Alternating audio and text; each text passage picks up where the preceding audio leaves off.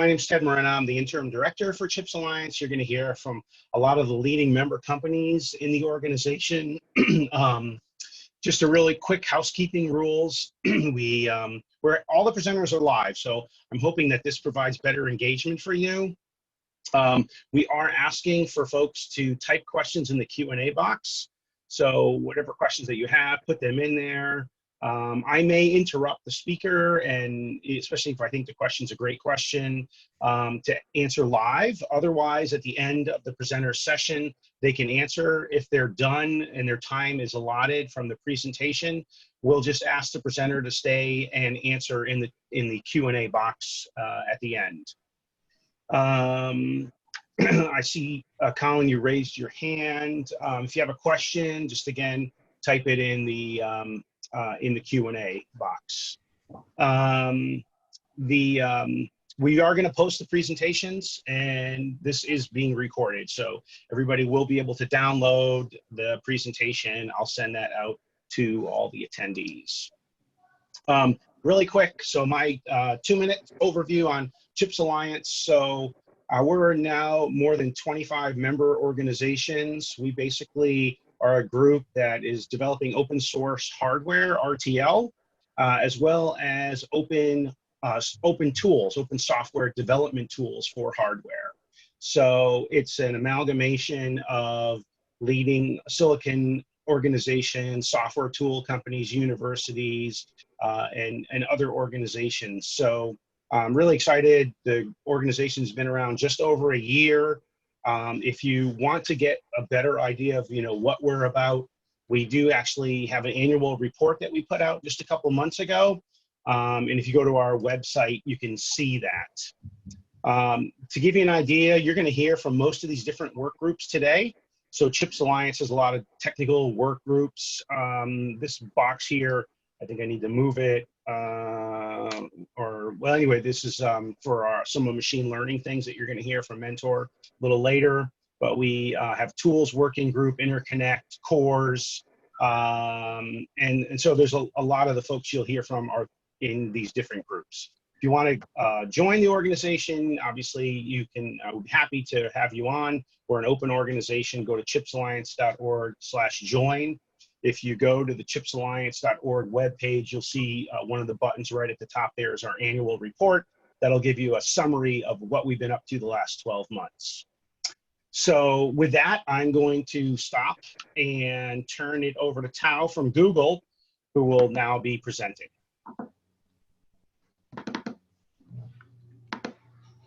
Can you see my screen? Yes. Okay, thanks, Ted. So let me make it full screen. Hi, everybody. This is Tao from Google. So today I'll be talking about the open source collaboration on RISC-V processor verification. So this is the agenda for today. So at the first, I will give an overview about the RISC-V DB platform. Then we actually present this work last year. So today I'll be more focusing on the new development, including the thing we added like vector extension, beat manipulation extension, multi-house program, Python-based generator. So there are a lot of new features we added over the last 12 months. So I'll be introducing them. Then at the end, I will give a kind of, we actually now are under the CHIP Alliance work group. So I'll be talking about how we work group looks like and what we are focusing at this point. So this is the NIST processor, like open source processor, I guess, from the RISC-V Foundation website. So the NIST is growing very fast. Every now and then you see new open source cores available. So it's not a question that you can get a core from outside with different kind of features. But before you put those kind of cores into your production, one of the major questions you want to ask is what's the quality of the core? So unfortunately, we don't see a lot of open source test bench for those cores, most likely designed over there. So that's why we see this as an opportunity, or you can also say it's a gap in the open source community, that we actually need an open source verification solution so that you can use it to verify the core that you get. So this is not actually a new work, like I mentioned earlier. So we actually open sourced this work back in 2019. So at that time, we have a system argument-based implementation for the random instruction generator at the core. And for the ISA, we support RV32 IMC and 64-bit IMC. Then we support all privilege mode, virtual address translation. And at the time we support some, because this is kind of designed with system verilog and UVM, so you need to have a simulator. So at the time we support VCS and incisive, and we use Spike as the ISS. And we give a very simple simulation flow for you to kind of add a demonstration how the whole thing works. So fast forward to the second half of 2019, so we add a lot of new features, like we add the floating point and double position and atomic extensions. We add a debug mode. We actually have the functional coverage model implemented. So I will give more details on some of the features later. So, and also we add some error testing and handshake mechanism. Then we, at this phase, we actually grow this to be a more or less like a platform. So we support more simulator. We actually add more, most of the mainstream simulator and the mainstream ISS into the platform. Then we actually build a kind of end-to-end configuration flow, so you can actually add new flow into it very easily. And another thing that I think I remember last year when we presented this work, there's a question about the speed. So at that time, the answer that if you generate 10,000 instruction program, you pretty much take 20 to 30 seconds. Now the performance is 10x because we have done a lot of kind of refactoring of this generator, so it's like 2 or 3 seconds you can get it. So moving to the 2020, so we actually have a working group formed under Chip Lines. We're under the 2 working group. So, and this year we added bit manipulation extension, vector extension, PMP feature, and multi-hot simulation thing. And we enhance the functional coverage model. And the last thing is the Python-based generator. So this is also the question from last year. I will give more details later when I come to the slides. So before I jump into the new developments, so I want to give some kind of overview about the whole system. So basically, at the center of the core, the solution is the RISC-V program generator. You can say the random instruction generator. So it takes different type of inputs.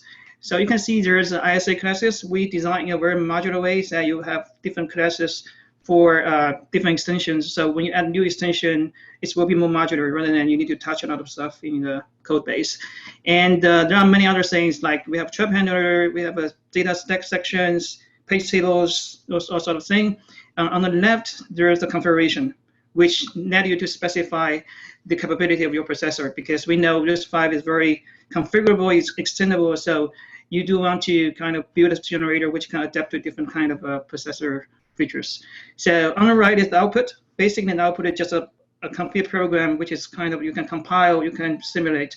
So it has all the section instructions, data pages, everything. So basically, it's an executable that you can execute with any platform. So this is the high-level overview. So this is sort of the end-to-end flow. So the last page, I talk about the generator itself. So you can see that the generator is actually on the left. So it's actually, we need to compile this generator because it's written in system UVM. Then you run a generator to generate the assembly. So the output is assembly programs. So in order to simulate, either with design or with ISS, you have to compile. So you have to compile with GCC compiler or LLVM compiler for RISC-V. Then the output will be the ELF, the executable. So we also support, you can also hand-code it some assembly tests, because sometimes the random test doesn't give you everything. You still want to have some hand-coded test, either assembly or C test, as a supplemental test for the random test. So everything is kind of supported. Then you generate the executable. Then the next thing is that you kind of pass to your RTL simulation test bench, or you pass to your reference model or ISS to simulate. Then both will generate some logging, and we have, so we have some conversion to convert to some CSV format, because we want to kind of standardize the log, because every design, every ISS give us different format of logging. So we actually convert them to a standard format. So on the right, you can do coverage on top of this trace, or you can do comparison on top of the trace. So that's end-to-end flow. So you can see from the generation and cross-examination, everything is included in the platform. So you can see there's some yellow box over here. So it's like a YAML file. So I'll come to the next page and explain what is that. Tal, maybe before you jump to that, there's 2 questions. Okay. You know, they're kind of interesting. So one really quick, why have generators in both SV and Python? Why not just pick one? And, you know, and so I don't know if that's something you could address. Okay, so I think at the very beginning we choose system verilog and UVM, right? So the reason for that is because we think the language feature, constraint random functional coverage, is kind of an advantage. It's a very system verilog is basically a verification language, so we can write the generator in a very compact way, and we can leverage the whatever commercial constraint solver to solve it really fast. So that's why, and also this is for DV engineer, right? We feel that it will be more easy if we choose a DV language to develop this kind of thing. So that's why initially we use system verilog and UVM. So the question is, why do we have Python now? So that's come from, I think the question last year when we at the workshop, people are saying that yes, your stuff is open, but it's not free because you still need a commercial, at this point of time, you still need a commercial simulator to run the generator. So that's why we are kind of exploring whether we can build a Python version of that with the same infrastructure so that you can get everything really open and free. So that's why we are looking into the Python part this year. And also, it's also because we are now have more contributors, we have more time to work on the Python version. That's why we kind of started thread on the site. So I will talk about the vision of the two version when I come to the Python generator part. What's the other question? Yeah, there's actually a couple more. Let's try to see if we can answer this one, and then we'll hold until you get towards the end. So the okay, I guess that was answered. So why don't you keep going, and then okay, we'll move it forward. Okay, thanks for the question. So let me move forward. So I just mentioned that we are trying to build a platform, not just a closed simulation flow. So that's why we want to be able to kind of adapt different type of things. Like on the left, you can see there's an ISS.yaml. What this does is that just to specify how to invoke ISS simulation. You can see, I give an example of Spike, OVPCM. Actually, there's a long list of them. We have 4 or 5 different kind of ISS supported. We need to add new ISS. It's just adding a new entry in this YAML file. You don't need to touch any other part of the flow. So similarly, because right now we need to have a kind of commercial simulator, either VCS or cadence simulator, DSIM. So you need to specify how you compile, what's a command line for compilation and simulation. We're doing the same way. So you can actually add a new entry in the YAML file, then we can run with this new simulator. So it's pretty easy. Actually, we see a lot of contribution from the owner of the simulator. They actually actively adding entry here, so we're actually not getting a very long list of supported simulator over here. So on the next page, it's talking about the configuration of the processor, because as I mentioned that the processor can be very configurable. You can support a subset of features of RISC-V specification. So that's why we have a configuration file, so that you can specify different parameters of your processor. And we have some predefined target, so that you save your time. If you just standard RV32I, RV32IMC, whatever, we have a long list of predefined targets. So you can just use a target. You don't have to hand code this config file. So that should save some effort.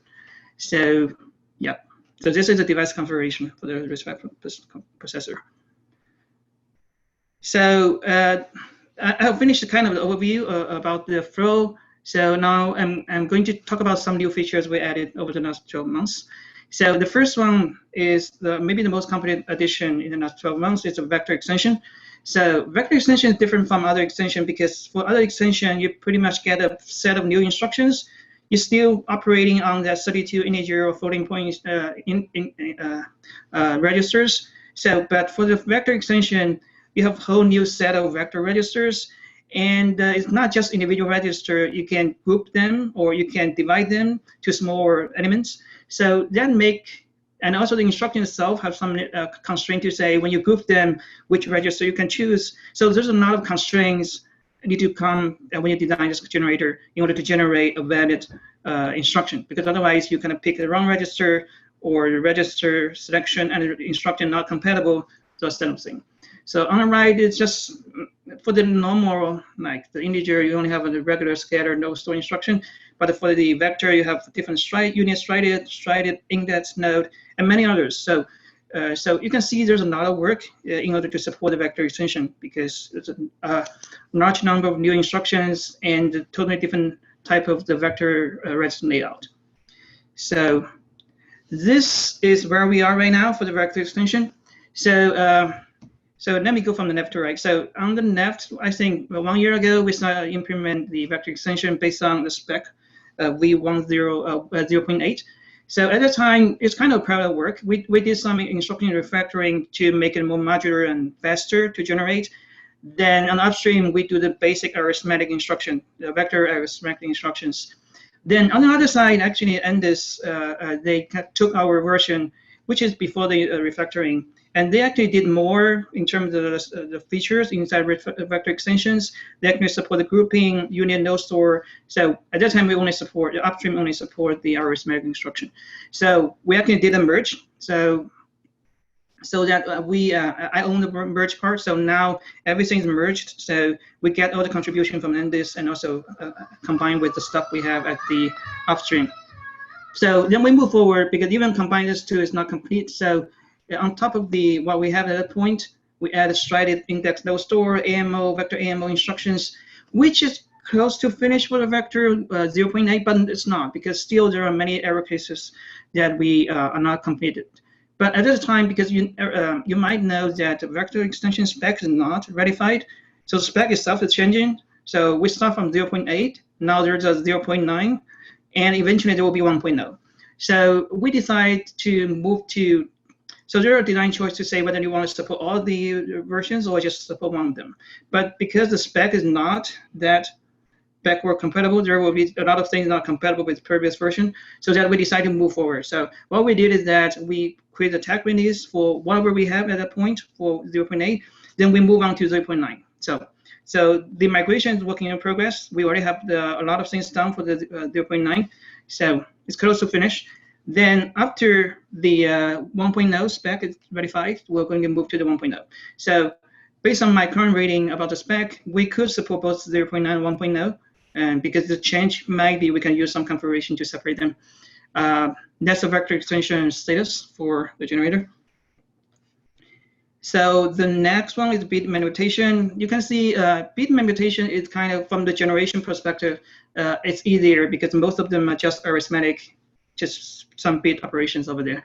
So we actually got this contribution from Metabox. So they actually give the whole thing like ASIC class for us. Then we do the integration.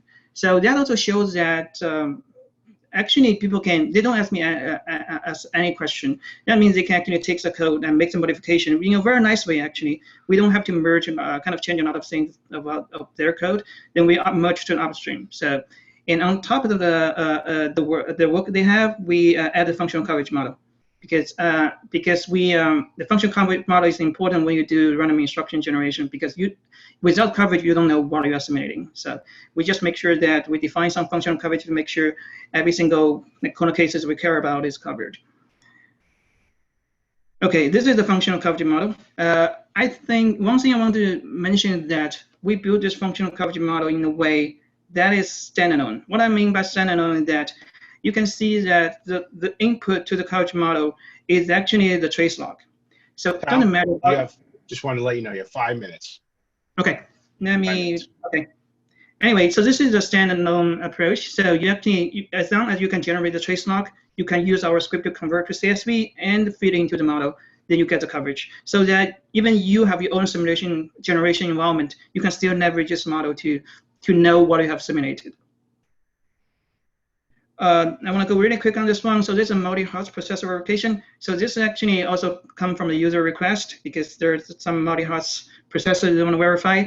So what we did is that we have kind of separate session for different hearts. You have a different instruction space and data space for different hearts. And also you have a shared memory section, so you can do atomic access between the two hearts. So the program will generate all the things. And at the beginning of the program, you kind of read the hard ID and redirect to a different part of the program. So on the Python side, so like I mentioned earlier, that we try to explore different open solution, and just for the purpose of getting the open and free instruction generator. So the approach we are taking is that we use the PyVSC, which is the Python package for constraint random generation and also functional coverage. This is still under development, really early. So, but we actually work with them to resolve a lot of issues. So, and also we try to use the same flow, meaning that you can sync the Python as another generator. So everything else, all the flow is the same. I can show you in the next slides. So this is how we implement at this point. So again, after we kind of working as a working group, we get a lot of contribution from other companies. And it's no longer a Google internal project. It's actually, you can see the Berkeley extension, the pre-implementation extension, and this one, we get a contribution from kind of external contributors. So so Perfect Reality folks, they actually kind of contribute a team to work on this one. So we give them a kind of advice on how you proceed and kind of explain to them what the step you should follow. So at this point of time, what we have done is that the support RB32i, you can see there's only small features over there, the generation, and also the functional coverage connection for that. And we integrate with end-to-end flow. You can see that this is kind of a sample command. You just say simulator PyFlow, then you actually run with the Python generator. If you say VCS, you run with the VCS run. So you don't actually feel that there's something. So it's kind of fully integrated. So for the future work, we still need to have a lot of work to do. So you're going to support more extensions, more privilege mode, and basically at the end of the day, we hope that this Python version and system version can be compatible in terms of features. Okay, this is the last page. So this is a GitHub we have, and we have a work group under the Chip Alliance 2 working group. So so we have members from many industries, including RISC-V processor design verification companies, EDA vendors, ISS vendors. So everybody just come from different interests, and they kind of contribute to this in different ways. So we have a bi-weekly meeting to discuss roadmap issues, priorities, that sort of thing. So currently the focus of the working group is that we want to complete the Berkeley extension, because right now there's still some work to be done. And the Python-based instruction generator is still another major one. And the very last one is that we are working on some continuous integration flow with Metrics and Google Cloud, so that we can actually do continuous integration when we do the development. Otherwise, the system without code is not kind of checked with the Prism, is that sort of thing, then you can break things. So that's the three major focus of the work group. So if you're interested, feel free to join us and let us know what your interest. So thanks, everybody. Kyle, thank you very much. I really appreciate it. Folks really like your presentation. You have a bunch of questions that I want to ask you to go into the Q&A, and if you could type and answer them, that'd be terrific.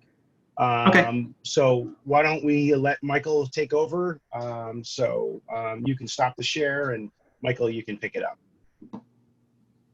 All right, everyone, welcome. I'll try to pick it up. Hopefully it works. Right, you probably can see my... Yes, we can. Right. We can see it, yep.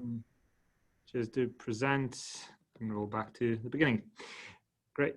So I like how Tal just set the stage here with saying that, you know, they want to enable open source and kind of CI-driven flows in the cloud. Basically, that's what my presentation is about. It's about enabling fully open source and continuous integration-driven flows in both ASIC and FPGA development, which is, of course, what Chips Alliance wants to achieve. And first, a little bit about us. Basically, our company is now 11 years old, and a lot of things have changed throughout that time. But one thing that hasn't changed is open source. It's the key to our business model, it's the key to what we do. And you know, we help people transform what they do with new workflows and design methodologies. And also we use those methodologies to build things, starting from autonomous vehicles up to satellites, through industrial equipment, medical equipment, and so on. And we can see that this kind of approach, software-oriented approach, kind of is very useful whatever you're doing. And of course, we do a lot of things from hardware, software to FPGAs and ASICs, which is the topic of today, and also tools to enhance all of these things. And if you want to see a bit more about what we do, just go to a website. There's a technology showcase on the main page, and you can scroll through it. You'll see a lot of interesting things, operating systems, boards, FPGA AP, and so on. And of course, the community aspect, the ecosystem aspect of all this is very, very important. That's why we partake in quite a bunch of different organizations, Chips Alliance, of course, being one of them. But we see that, kind of the best stuff that happens is really on the borderline between hardware and software, and generally speaking, where common interests meet between different groups. So that's why we think that, open source lifts all the boats. It's basically not a competition of who's a better organization, but more like how can we leverage each other's work, especially if these are organizations that do real open source collaterals. It's very easy to reuse them, repurpose them, combine them together, rehash them. So we see those collaborations popping up, between RISC-V and Open Power, or Linux and Zephyr and so on. And Chips Alliance is here to kind of connect all those dots and make an open ASIC and FPGA design ecosystem a reality. And we joined in April 2019 because we feel that the goals that Chips Alliance has are common to what we want to do. And of course, we believe it's what everyone should want to do. And hopefully I can explain how we're kind of making this a reality rather than just, talking about it. This is a slide from the general Chips Alliance deck where there's some challenges that we're facing, and hence the need for Chips Alliance. Of course, cost is one of them, is the easiest one to mention, but also just the stifling of innovation somewhere inside or between different corporate structures. Open source and generally speaking, a no-frills approach to sharing IP is enabling people to collaborate without actually having to ask for permission. They just start doing things, collaborating, and we see a lot of that kind of collaboration popping up in Chips Alliance and its extended ecosystem. So we think that aspect is actually the most important. Of course, like saving money and cutting costs is very important, but I think that the middle aspect here is really, really transformative. And of course, as we kind of grow towards like more diverse architectures, things that are more specialized, having some kind of a baseline, a way to commonly work together on those things with flows that can be reused is very, very important, because if we really fragment everything, it's going to be very hard to maintain, the technology of the future. So what those open source flows for FPGAs and ASICs are doing really is kind of keeping tabs on this complexity and making sure that it doesn't, kind of reach the escape velocity where we no longer know what we're doing. So, and that's why kind of Chips Alliance is not just about tools, of course. I'll be talking about tools today, but there's quite a bunch of things we're doing. And funnily enough, even though we have a tools work group, there's a lot of tools being developed in other groups. So we have, for example, a Chisel work group, which has some tools of its own. You just heard a presentation about the design verification methodology, which is also a tool in a sense. And in general, of course, this kind of tools aspect really permeates us. But there's also, of course, IP being developed, like interconnects. We're going to hear about them today as well. The Rocket SoC and related IP. There's cores like SweRV. So there's plenty of things. And we think that all of these things have really to happen together to enable those open source and CI-driven, software-driven flows. And I'll focus on the tools working group today. So because you'll hear about the Chisel stuff and Rocket, and you've just heard about the RISC-V DV. So tools is my focus here today. I call this a long but hopeful journey towards open source flows, because of course we're still far away. I'm not going to tell you that we're already there, but fortunately we see a lot of great stuff going on, and I hope to instill some of that hope in you as well. First up, if you're talking about open flows, you can't just not mention OpenROAD, which is a DARPA sub-program, part of the Chips Alliance actually, and it's a fully open source and automated flow. It's what you might call Linux of EDA. There's plenty to be said, but there's going to be a dedicated presentation from Andrew Kahng and Mohamed Kassem later today. I encourage you to see it. But in general, it's a full end-to-end RTL-to-GDS flow, which is a really ambitious thing, of course.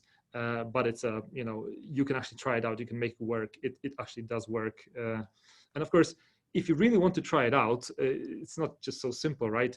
You can't really tape out a chip very easily, except with the open source PDK from Google and Skywater. So this is a collaboration between a bunch of companies, including ours, and as well as Chips Alliance in general, and of course, a multitude of academic partners. And Skywater is actually, releasing a PDK as open source with Google's help. And this is a 130 nanometer process that's fully open source. So your stuff that's going to be taped out in this process can be fully open end to end. And not only that, there's also a free shuttle run that Google's sponsoring, where you can build open source designs and get them manufactured for free. So if that's not encouraging enough, and connect that to OpenROAD, and you see where it's going, you can actually get a fully end-to-end open source chip. Naturally, 130 nanometers is not really kind of that awesome, but 1945 nanometer will be coming later, and you might imagine that this is just the beginning. So, and in 45 nanometers, you can already do like Linux-capable cores. ATY is one of those, actually just recently released from Open Power.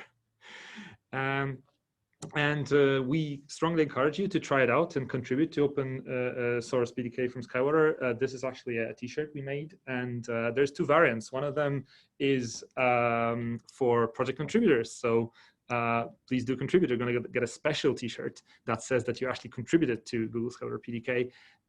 But also, like, if you're just a fan, we might find a way to kind of start distributing those. And generally speaking, there's a lot of help you can provide. See this incredibly popular talk from Tim Ansel about this. That was a FOSSI dial-up talk. There's a link here in the slides, which you're going to get through Box. And when we're talking about all those kind of open EDA, open ASIC developments, it's hard not to mention Open RAM as well, which is what we're using to compile RAM into those open source chips. It's a Python-based framework. It's also on GitHub, of course, like everything I mentioned here. And this is a tight collaboration with this Skywater process. So we're going to use Open RAM for many of the chips in the Skywater PDK run.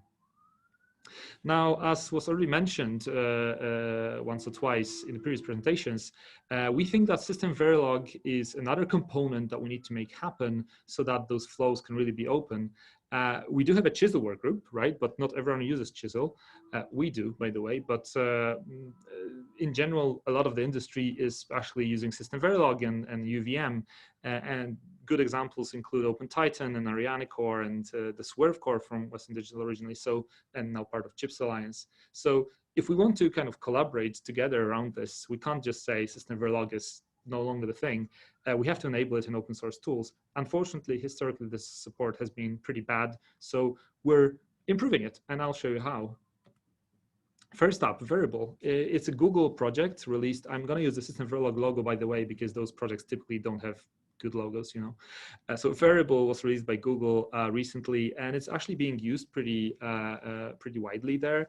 It's integrated with FuseSoc, which I'm also going to talk about later, for linting and formatting System Verilog code.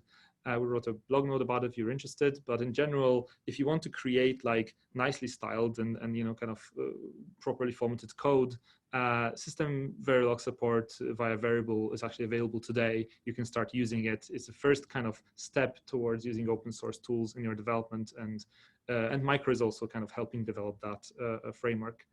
In a perhaps more kind of advanced way, we also have SureLog and UHDM, which are two frameworks that can be used to not only just like lint and format code, but actually parse it and, you know, simulate things and so on. UHDM is what we envision is going to be an interop library for connecting different kinds of tools in a modular fashion. And those tools are developed in collaboration between Google and Antmicro. And we're hoping to make this into this kind of pluggable System Verilog ecosystem. And this slide presents the future we're looking at with UHDM interfacing different kinds of parsers into you know, tools like Ganousis, Verilator, Icarus, and other things. When we're at Verilator, right, that's another aspect that we think we need to enable, open source simulation, HDL simulation. Verilator is a very interesting choice because it's a very high performance tool that is pretty widely used in the industry, but it's not being used for System Verilog simulation. It's not being used for UVM. The reason is it doesn't support the necessary language structures and concepts.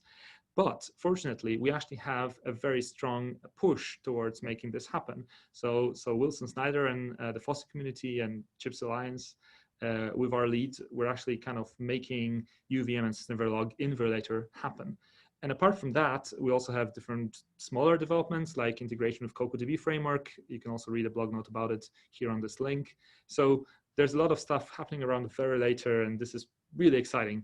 And we're hoping to even increase that bandwidth, you know, soon. We're of course not just kind of doing this and hoping it works. We have tests. We're creating test suites like the SV test suite. That is basically a big benchmarking and testing suite for things like UVM and System Verilog. We generate a nice report out of it. We test a lot of open source cores. We employ existing third-party test suites. And in the end, we get this nice dashboard which says those and those tools have this and that kind of coverage against those and those designs. So I encourage you to check it out. It's pretty nice. When I'm at like, we need to enable different kinds of things, we also need to enable, IP ecosystems that are open if we're going to get like open source, an open source ecosystem. So Litex is a great example of something that needs mention. It's not just like IP, it's actually a tool that you can use to build and generate system on chips, and mostly for FPGAs, but we're looking at kind of enabling ASIC oriented flows here too. It's being very actively developed. You can see on this slide, there's a lot of IPs in there and a lot of cores. Like we support like a multitude of cores from different architectures, and especially worth mentioning is like DRAM, which is an open source DDR3 and 4 controller for FPGAs, which we're hoping to also kind of get to work in ASICs in the future. And we're going to be using this for experimenting with RAM in research. A very exciting project. I really encourage you to check it out. And there's a significant development being done. We're putting a lot of effort into light DRAM today. Another tool that's kind of a very useful thing if you're going to do open source, development and testing of your ASICs is Renode. This is a framework built by Antmicro, and it enables you to just kind of put together things as building blocks, make different kinds of CPU, I/O IPs, sensors, networks, interfaces to work together. And actually, we developed it mostly as a software testing framework, but it turned out that a lot of people started using it for hardware software code development, for machine learning testing, and so on. And most notably, of course, we can co-simulate stuff with Verilator, so you can kind of simulate part of your design in Verilator and then the rest in Renode, which is faster. And many customers have found that it's just easier to do it like that, and kind of creating Renode models and simulations gets them to their aim much faster. And we have a lot of customizability, hooks, custom instructions, and of course wide support for all the open source cores out there. So Michael, you're at five minutes. Okay. Okay. And also we can generate, of course, fancy reports. If you want to actually check it out, we've just created a Colab. So Google Colab is this kind of interactive Jupyter notebook in the cloud. So you can just grab this link and press run, and Reno is going to run in the cloud for you. You just don't need to install anything. So if you want to try it out, just please do that. This is actually RISC-V running TensorFlow Lite micro machine learning pipeline. Very important development in the FPGA space is SiMiFlow, which is a open source flow, end-to-end flow for FPGAs. It supports multiple vendors. It makes FPGA development very software-centric and open. And we want to make FPGAs mundane. We want to make FPGAs omnipresent and very easy to use, like CPUs are with GCC. And this is vital for research and prototyping. We're enabling a lot of niche use cases and getting pretty good results. Check out the project webpage. And I specifically wanted to shout out for QuickLogic, who's going to be talking later. Brian Faith, their CEO, has a talk at the end of this event.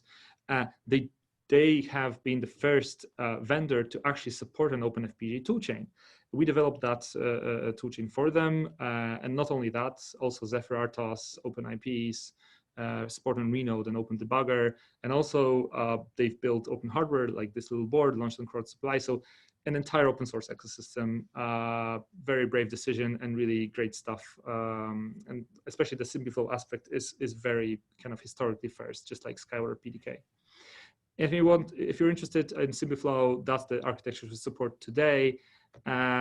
We support quite a bunch of boards. If you have one of those, then you might be able to use SiMiFlow, so go check it out. So going towards the end of this list, we also have FuseSock and Idealize. These are tools for like making it easy to use different tools together and to reuse cores, reuse build systems for your FPGA or ASIC flows. This is being actively kind of developed by Chips Alliance and by Antmicro and all of Kindred and its creator.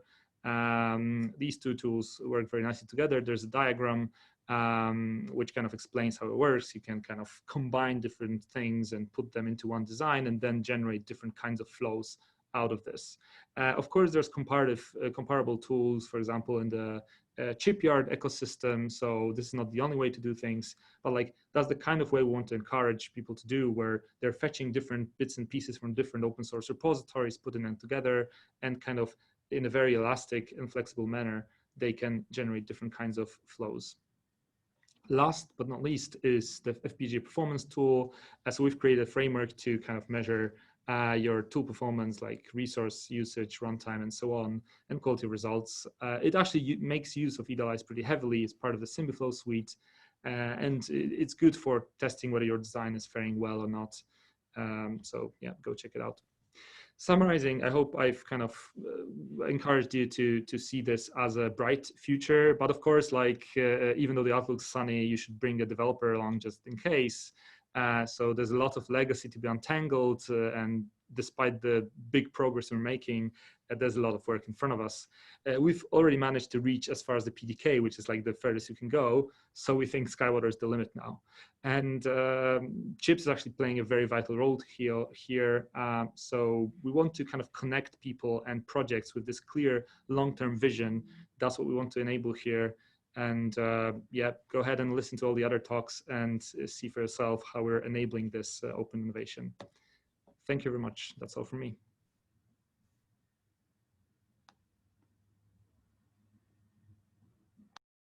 Okay, it always helps when you unmute yourself. Thank you, Michael. There's a couple of questions. I would just ask you to answer them in the chat after. And why don't we turn it over to David, and he can get started. So thanks a lot, Michael. Appreciate that, and I'm sure that those folks will look forward to some answers. Great, thanks, Ted. Can you see my screen? Yes. Great. Hi, folks, this is Dave Kehlet. My topic today is the open source AIB chiplet ecosystem. And you can read the obligatory legal information at your leisure. I gave a talk earlier this year at the IEEE Heterogeneous Integration Roadmap meeting in February, really kind of talking about how did we get from the beginning to where we're at right now. And it starts with Gordon Moore, his paper from 55 years ago of seeing that the future could be large systems made out of smaller functions. And what happened more recently than that is the advent of new packaging technology. And this really got people thinking about how could you redo the system on chip microarchitecture, particularly using this advanced packaging technology to build a heterogeneous system out of chiplets that have high bandwidth interconnects. Now, we found in our own experience at Intel that using chiplets allowed us to do a faster turnaround and serve applications faster. So rather than wait for a new FPGA family, we were able to give a midlife kicker to our Stratix 10. The example here was the Intel eTile, which is a 56 gigabit per second transceiver, so the first in the FPGA industry. And our open source advanced interface bus has encouraged the chiplet ecosystem, and you'll see that coming up here. Now, the idea of open source hardware, I think to folks in the Chips Alliance, this is obvious. There is some other views on this, and I want to just put two views out here. Here's our own Zvonimir Bandic, the chair of our Chips Alliance, saying that the Chips Alliance is addressing the problem of high expensive chip making and what can be done in the open source domain to reduce the cost. Well, now at an ISSCC panel earlier this year, there was a different view from a gentleman at NVIDIA who said that replacing proprietary IP license costs with open source IP will only reduce these costs by 1 to 20%. Now, that's a big range. 1% might not be interesting, 20% probably is interesting. But the focus in both of these views is reuse to lower the cost of hardware development. So I agree with that and support that.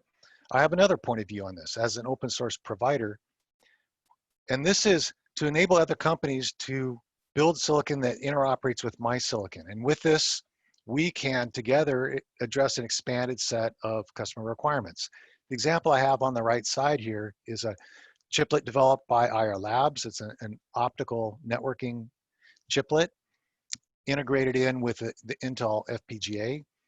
And this allowed us to address an area where I had technology that we didn't have, and we could more quickly put those two pieces together and address an expanded set of customer requirements. So that's really kind of my motivation with open source is I can get people to build things that will interoperate, and we can serve customers that we couldn't have done on our own. With the CHIPS Alliance, we've got our AIB specifications. The 1.0 was released back in 2018. The 2.0 was just released this summer in July. We've got our AIB PHY open source hardware. We've got our AIB generator open source that I did along with the folks at Blue Cheetah Analog Design. Krishna Sedluri, the CEO there, gave a talk as a guest at the CHIPS Alliance last year. You might remember his talk there about the analog generation.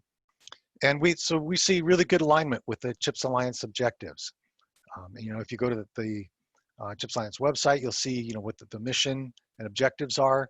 And both of these high quality open source hardware and reducing the cost of development, we have really good alignment between Intel and the CHIPS Alliance. Now, just in case you hadn't heard about AIB and what this is down at the hardware PHY level. It's a way to get very high bandwidth communication between die, and it uses a clock forwarded parallel data transfer, just like DDR DRAM in one direction. And this shines when you use it with advanced packaging technology like TSMC's Info or Intel's EMIB. The AIB itself is down at the physical level. So it's electrical, it's mechanical, it's signaling. And so protocols that you would use to actually do the data transfer, the unit of interest transfer, things that ASIC designers are familiar with, like AXI, or system developers would be used to with PCI Express or CXL, you build those on top of AIB. So that's just kind of basics of what this thing is. Now, the open source hardware that we released in early 2019, it's mainly connectivity. If you think, you know, AIB really is a bus and a clock one direction and a bus and a clock the other direction. The open source hardware is mainly connectivity. And if you go through it, you find that the actual amount of logic is modest. What's really there is how to get from a kind of a core or Mac point of view into the IOs. Now, we also have a modest amount of RTL in there that helps us bring up and calibrate the DLL and DCC, and I'll talk about those in a minute. And we have behavioral models of custom cells for IO, DLL, and DCC. Now, what's new this year, this spring, we released the follower side, and you can see a chiplet pair is going to have a follower and a leader. And the real difference between the leader and follower is really only in this bring up handshaking right at the beginning. Once these things are in operation, it's a symmetric interface. You have data going one direction with a clock and data going the other direction with a clock. So given that the open source hardware had everything except for the IO, DCC, and DLL, what's new this summer is we also released an AIB generator. So its job is to develop those custom cells for the IO, DLL, and duty cycle corrector. So it builds on the open source. You put these two things together and you can build a full interface.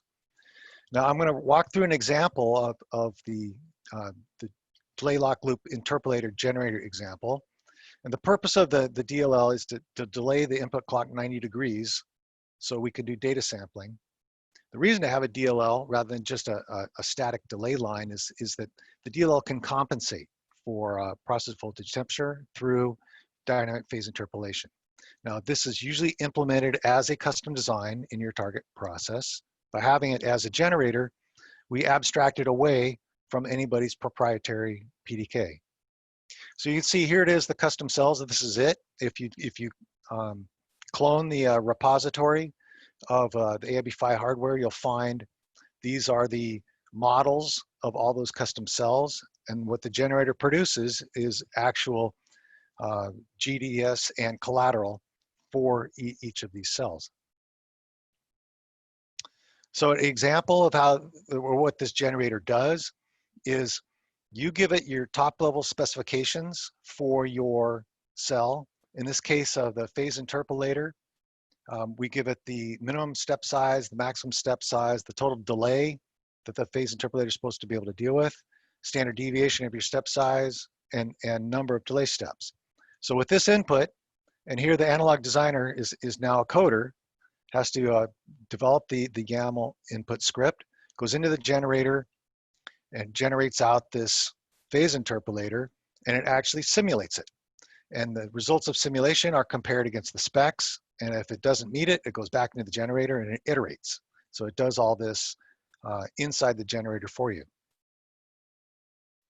Now it does beg the question of why do we need custom cells at all versus just using standard cells? Well, you know, I've heard things about fully digitally synthesizable interfaces. You know, you have to have an I/O cell. Generally, a standard logic cell or buffer won't have the necessary ESD and voltage level shifting that you expect on an interface.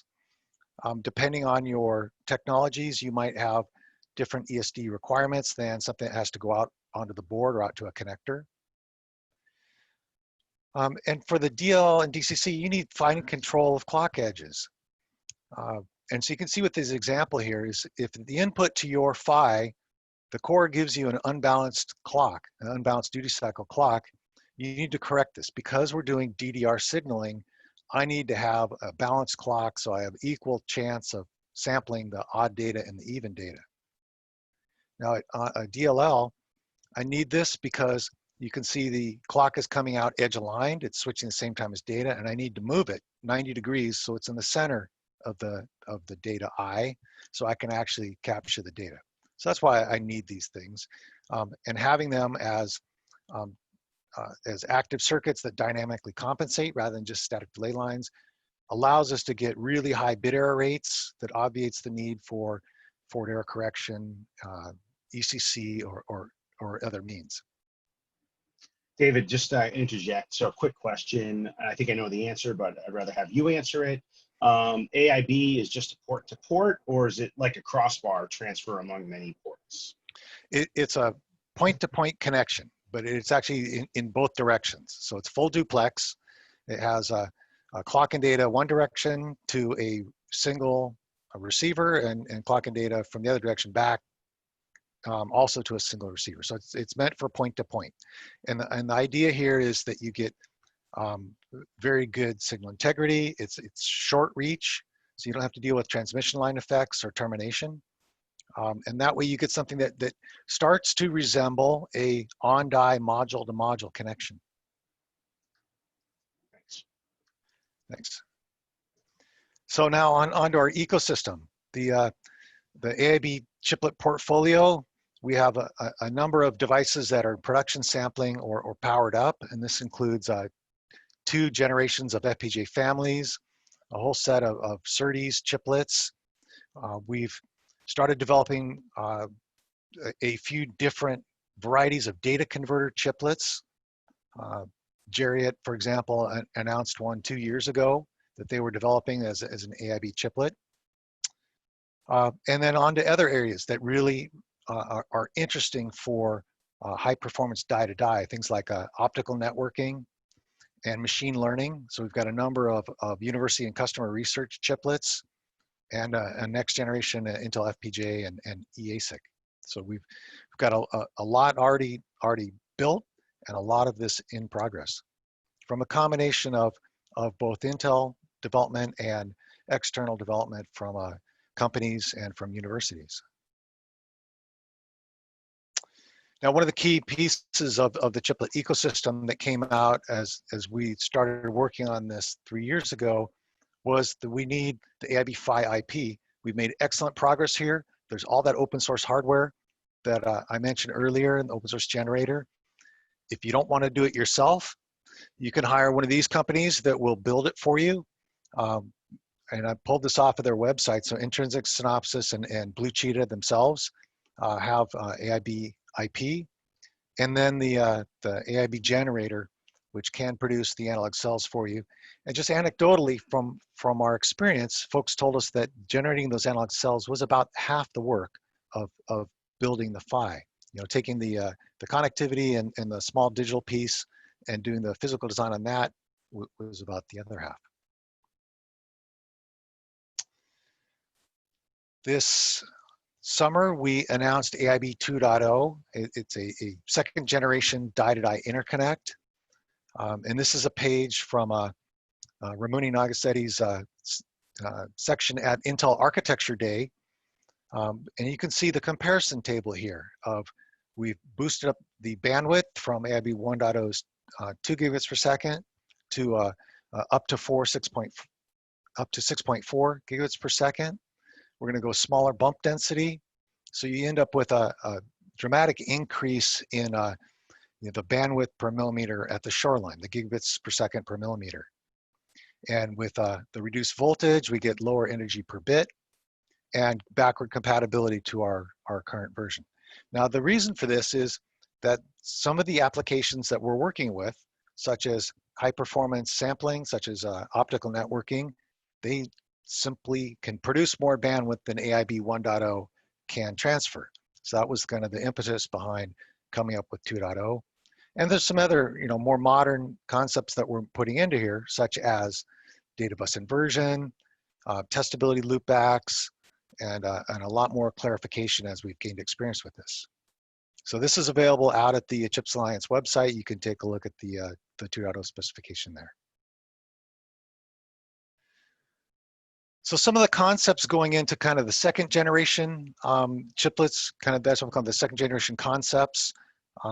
Given that we've gotten this portfolio of our first generation, we want to provide PHY enhancements. So more in the area of standards, more in the area of open source hardware.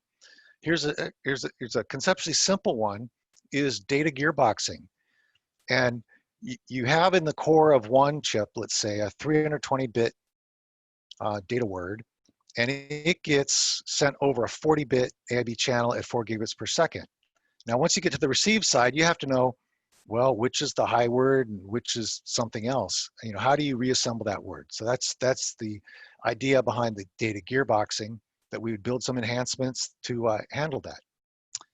Channel alignment goes even bigger. Imagine you had a 2K or 4K bus that you want to send over AIB, and AIB, you have to channelize it. And the reason is, it's just like DDR, that you don't have a 1 clock for 72 signals on a DIMM, you have 9 clocks for 72 signals on a DIMM. So it's the same reason, that the clock distribution, both of the transmit side and the receive side,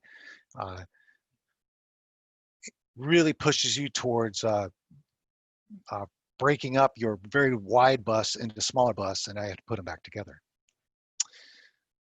Other areas that we're thinking of as protocols, the logical PHY interface adapter is a interface that defined for CXL and PCI Express.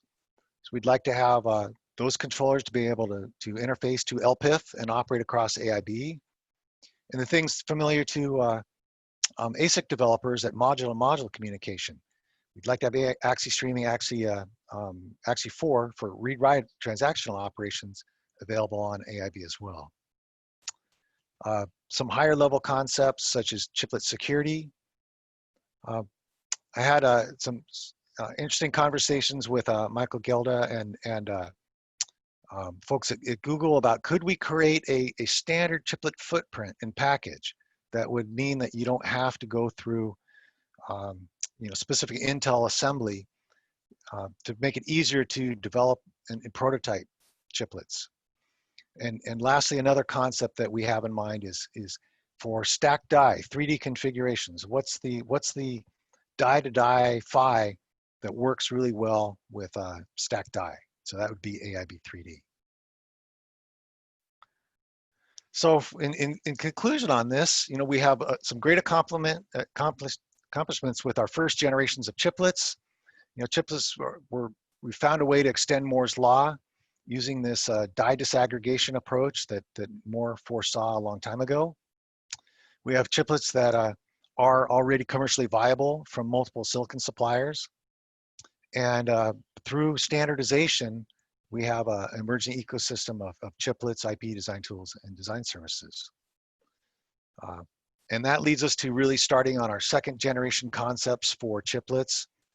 How do we scale up the die-to-die bandwidth, meet the new the demands of new applications.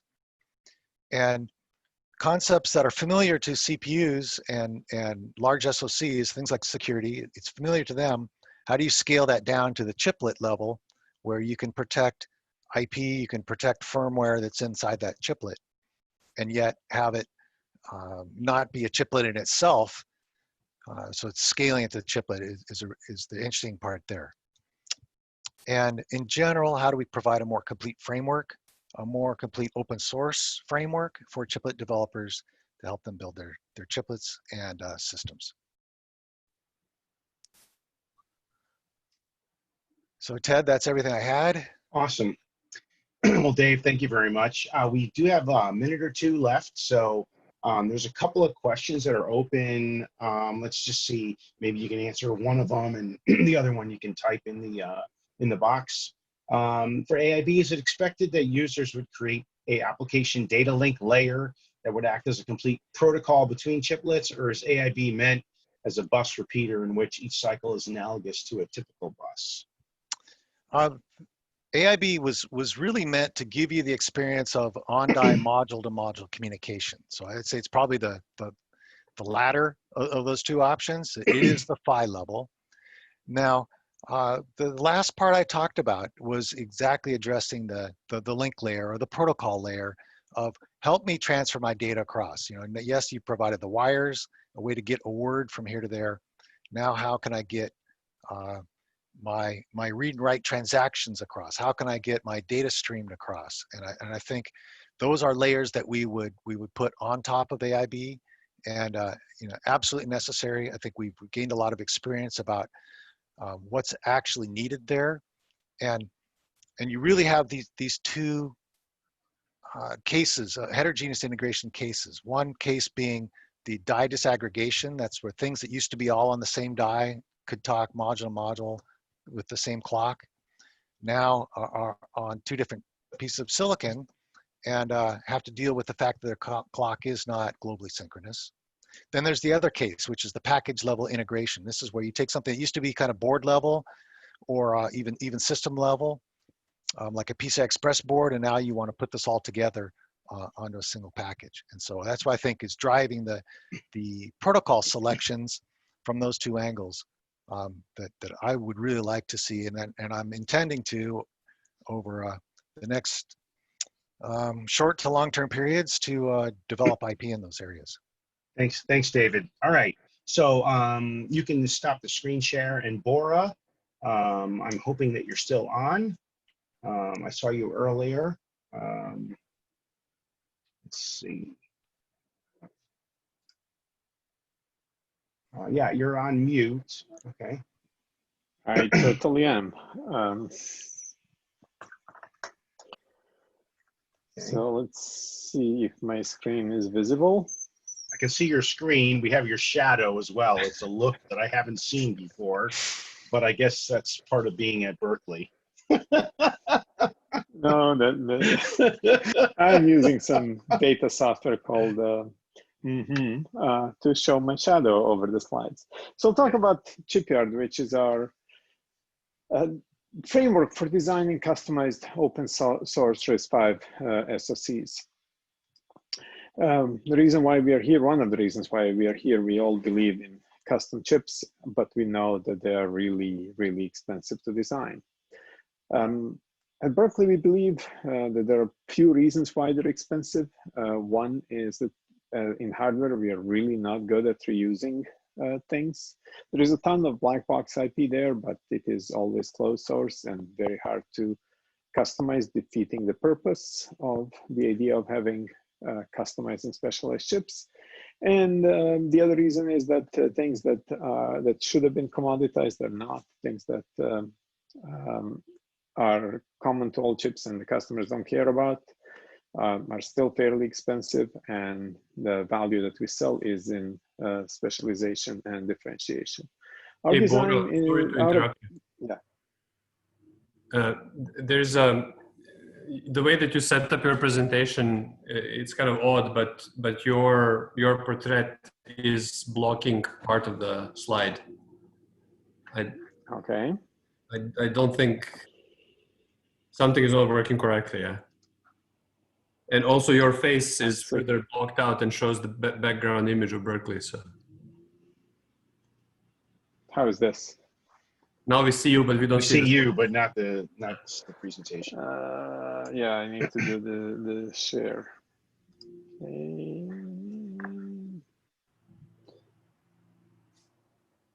Yeah, and just as a reminder, if anybody does have a question, type it in the Q&A box.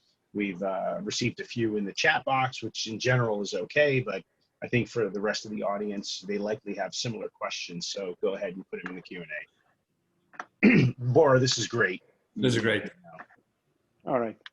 So we believe in generators, and we would like to use them as a way to build a methodology that will allow facilitate reuse via parameterization and incremental extension. But I think, am I sharing the right screen here?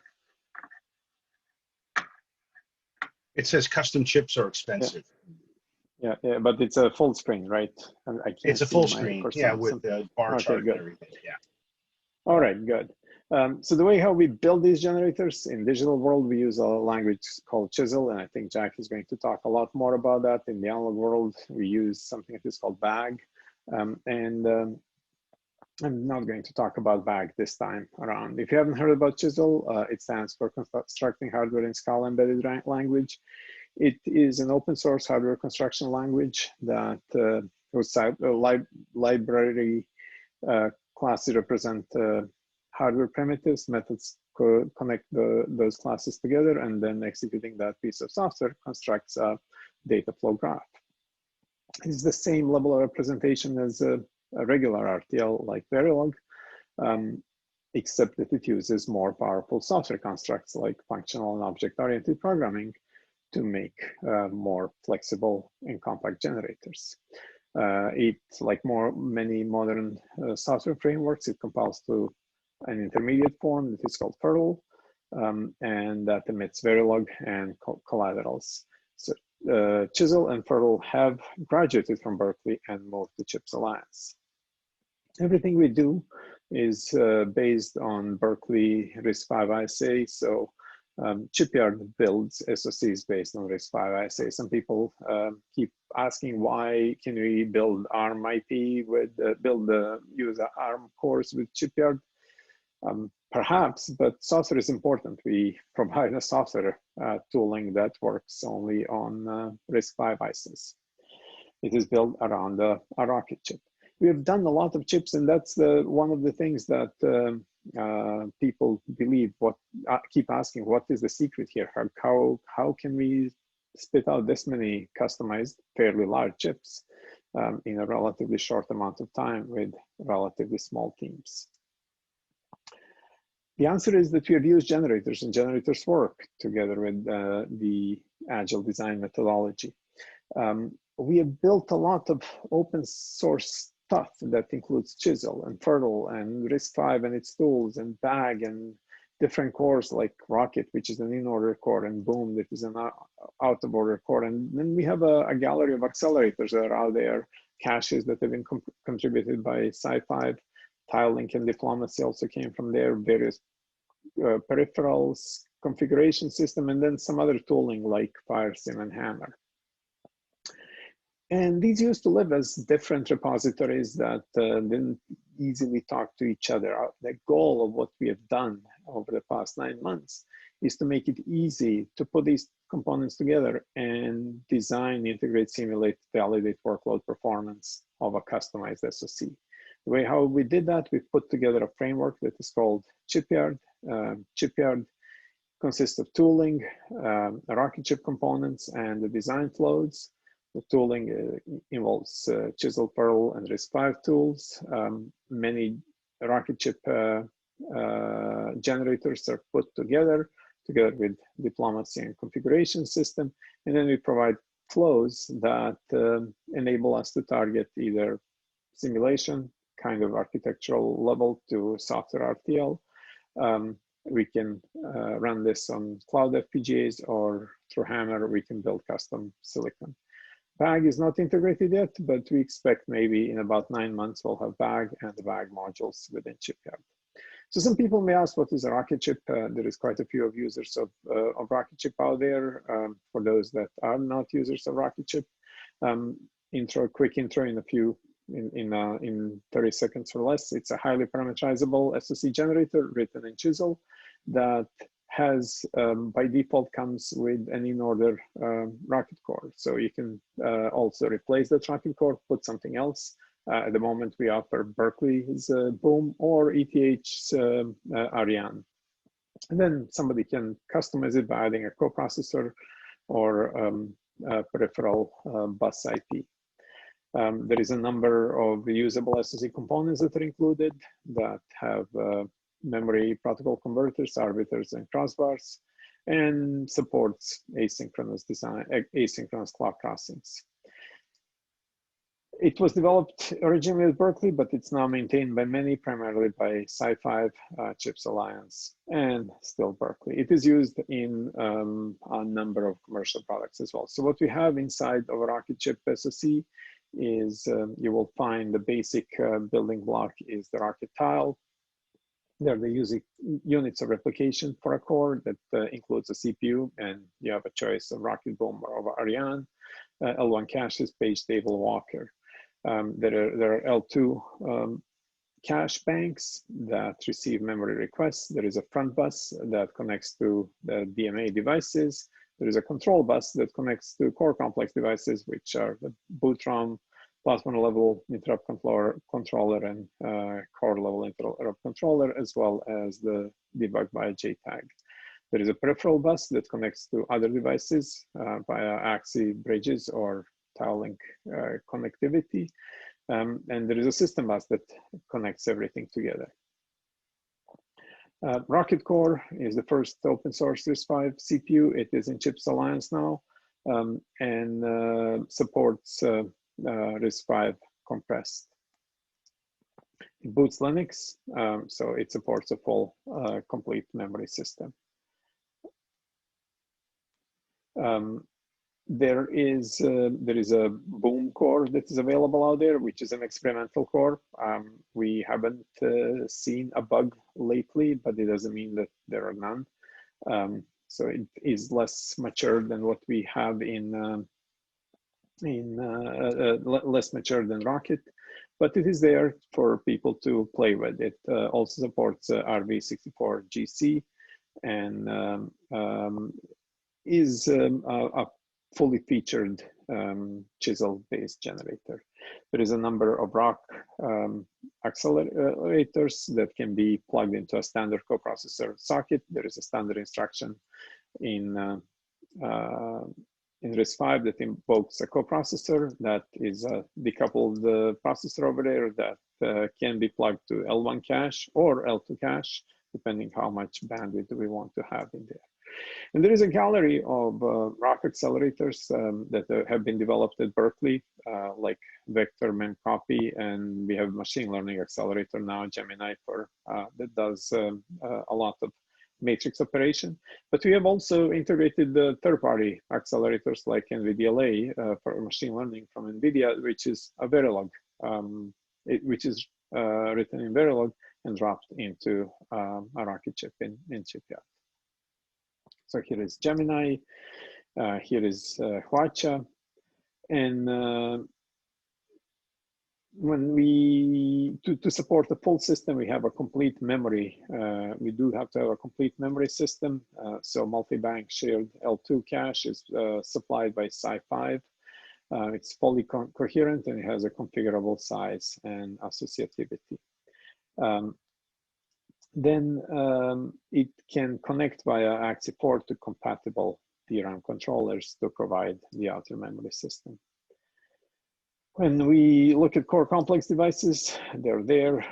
There is a first stage bootloader in BootROM that builds a device tree platform level interrupt controller, core level interrupt controller that handles software and timer interrupts, and there is debug via JTAG.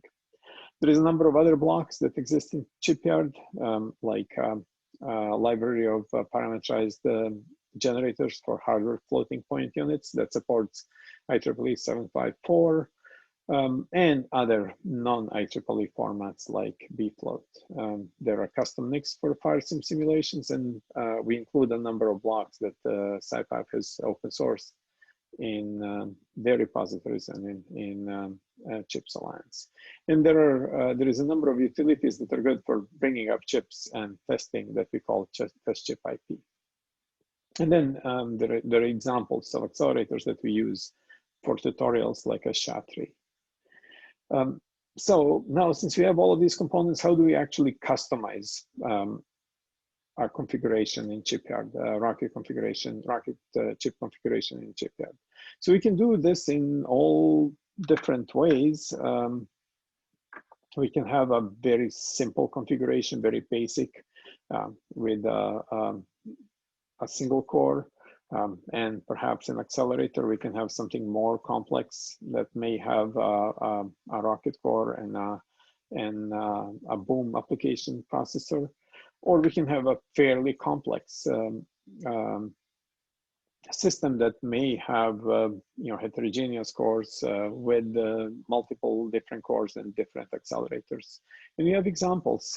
How does this actually work and how somebody can build it?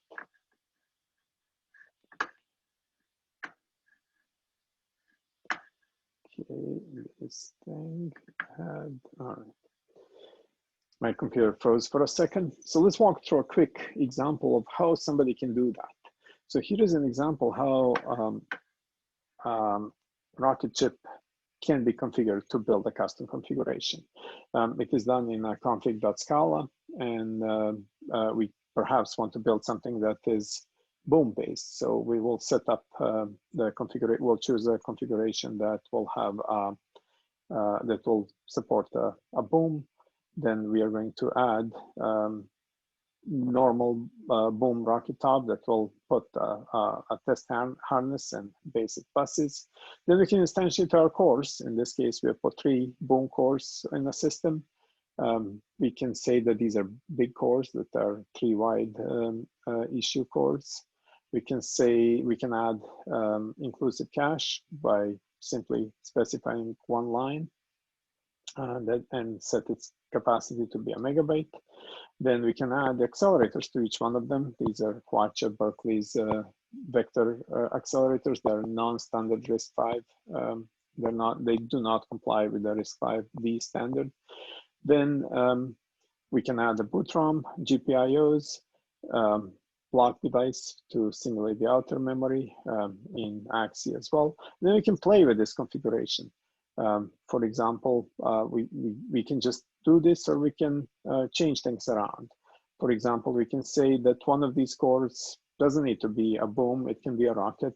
Then we can change the types of accelerators that we have in there. Instead of every single one of them having a vector accelerator, one of them may have a neural accelerator, Gemini, or another one can have a SHA-3. Then we can, again, change the type of a core. We may not want to have a 64-bit Rocket, so we can put in a 32-bit Rocket. And then add the JTAG, and we are pretty much done. We can now figure out that this is a fairly big chip, so we would like to decouple these cores, so we run off 3 different clocks. Bora, you have 5 minutes, just letting you know. Okay. Yep. Thank you. So what do we do with that? We can simulate it on cloud FPGAs, and FireSim is an FPGA accelerated simulation that runs on Amazon EC2 public cloud. That was originally developed for cycle exact architectural exploration, but most people now seem to use it for prototyping large SoCs. It is great. This is all packaged. We have an RTL. We just send it over to Amazon. We have another modular VLSI flow that is basically a tickle script generator that allows us to take this RTL and target various different ASIC targets in fairly state-of-the-art technologies. So so we have a unified flow. So Chipyard basically is a unified flow that takes a custom SoC configuration, exercises RTL generators that we have provided, and goes through the RTL build process, targeting either FireSim, behavioral Verilog, or VLSI Verilog. In the meantime, does a ton of FIRRTL transformations, and I think Jack is going to mention some of those later on. There is also a software stack that we have a support to run a complete RISC-V software stack in here. And we can run QEMU, Spike, software RTL simulations, and drive the design of a test chip. In summary, the idea here was to try to take a lot of open source components that did not necessarily fit together nicely, and make it easy to build specialized SoCs.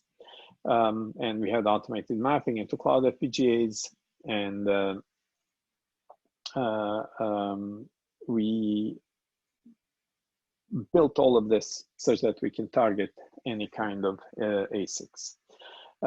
Lots of stuff is open except for the technology related things. Once when we build it for Skywater 130, which is open source PDK, people should be able to replicate the entire flow, whether targeting FPGAs or ASICs. Everything is open source. Part of it is in Chips Alliance, part of it is in our repositories. Eventually, it'll all move to Chips Alliance, maybe in about a year and a half. But for now, we are working with external contributors. Everything is open. Feel free to join. We accept PRs. And I probably have about a minute and a half for questions. Yeah, thanks, Bora. There is a one question that is targeted to you. You may not, I think you might want to type the answer. It has to do with,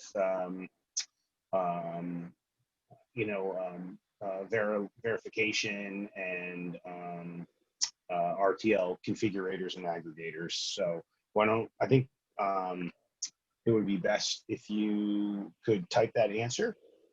And then if anyone else has any questions for Bora, please put them in the Q&A, and he'd be happy to stick around for a bit and answer those questions. Thank you. Thank you. That's great. Okay, Zvonimir, do you want to queue up? All right. Is my audio coming out good? I can hear you, yeah. So Bora, you can type those answers, which would be great. And so why don't you go ahead, Z? All right. Am I in the full screen mode? Yes. All right, very good. All right, good afternoon, everybody. I'll be presenting today on an update on SweRV and OmniXtend. These are two projects that were donated to Chips Alliance from Western Digital and are still being very actively developed. So work groups that we have in Chips Alliance, there are several work groups, all have a sort of rapidly growing activity. I'll focus today on a cores group where we are currently hosting SweRV cores, and the OmniXtend project from the Interconnect work group. Some of the major milestone achievements in 2020 were we started a major project on system Verilog expansion of Accelerator that Michael Gielda already talked about. We had some key new major projects that joined in 2020, as Professor Bora mentioned. Chisel joined the Chips Alliance, and OpenROAD project as well joined Chips Alliance, and we'll have a presentation from that later from Professors Kahng and Mohamed from eFabless. We have released AIB 2.0 chiplet specification that Dave just talked about. And we delivered a new generation of SweRV RISC-V embedded cores, EH2 and EL2. And I'll talk more about it today as an update, as well as we did some successful demonstrations of OmniXtend memory-centric compute systems. And we got it now with 4 nodes and 16 threads. Michael talked about it. There was a lot of questions at the beginning about Accelerator, so I felt compelled to put in a slide. Accelerator is very interesting in the industry because it's super fast and beats commercial simulators by an order of magnitude. And we are currently working in Chips Alliance on extending it, and our our desire that in about 18 months to 2 years, we get to a point where Verilator supports system Verilog syntax you need to run UVM design verification. In terms of the open source RISC-V cores, there are many, and there are many great cores originally generated at Berkeley, and Rocket SoC is now part of the CHIPS Alliance as well. And for embedded cores based on RISC-V architecture, a lot of effort has been put in Western Digital, and 2 generations of these cores have been open sourced and actually received a tremendous amount of useful feedback and upgrades from the CHIPS Alliance community. And this is more specifically on a SweRV, embedded SweRV cores. So there are 2 generations of cores. The first core was SweRV H1, which was a 9-stage superscalar core capable of 800 megahertz at 28 nanometer TSMC. And it is commercially supported by Codasip in a sort of a blue hat model, where the RTL and IP is in open source, but the services and support on top of it are being paid for. Very similar like Red Hat.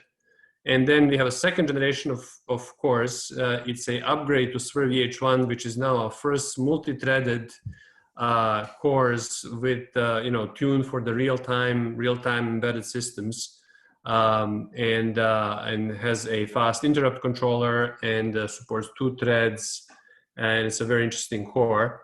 And we also have a SweRV L2, which is a small 4-stage core, single issue that just targets finite state machines, and in particular we use it for a toggle sequencer. So to recap SweRV H1, first we have the link where it's located on the GitHub for CHIPS Alliance. This was a 8-stage pipeline, or 9-stage if you count the write back, with dual execution pipes and with the 4 arithmetic logic units spaced apart by 3 clock cycles.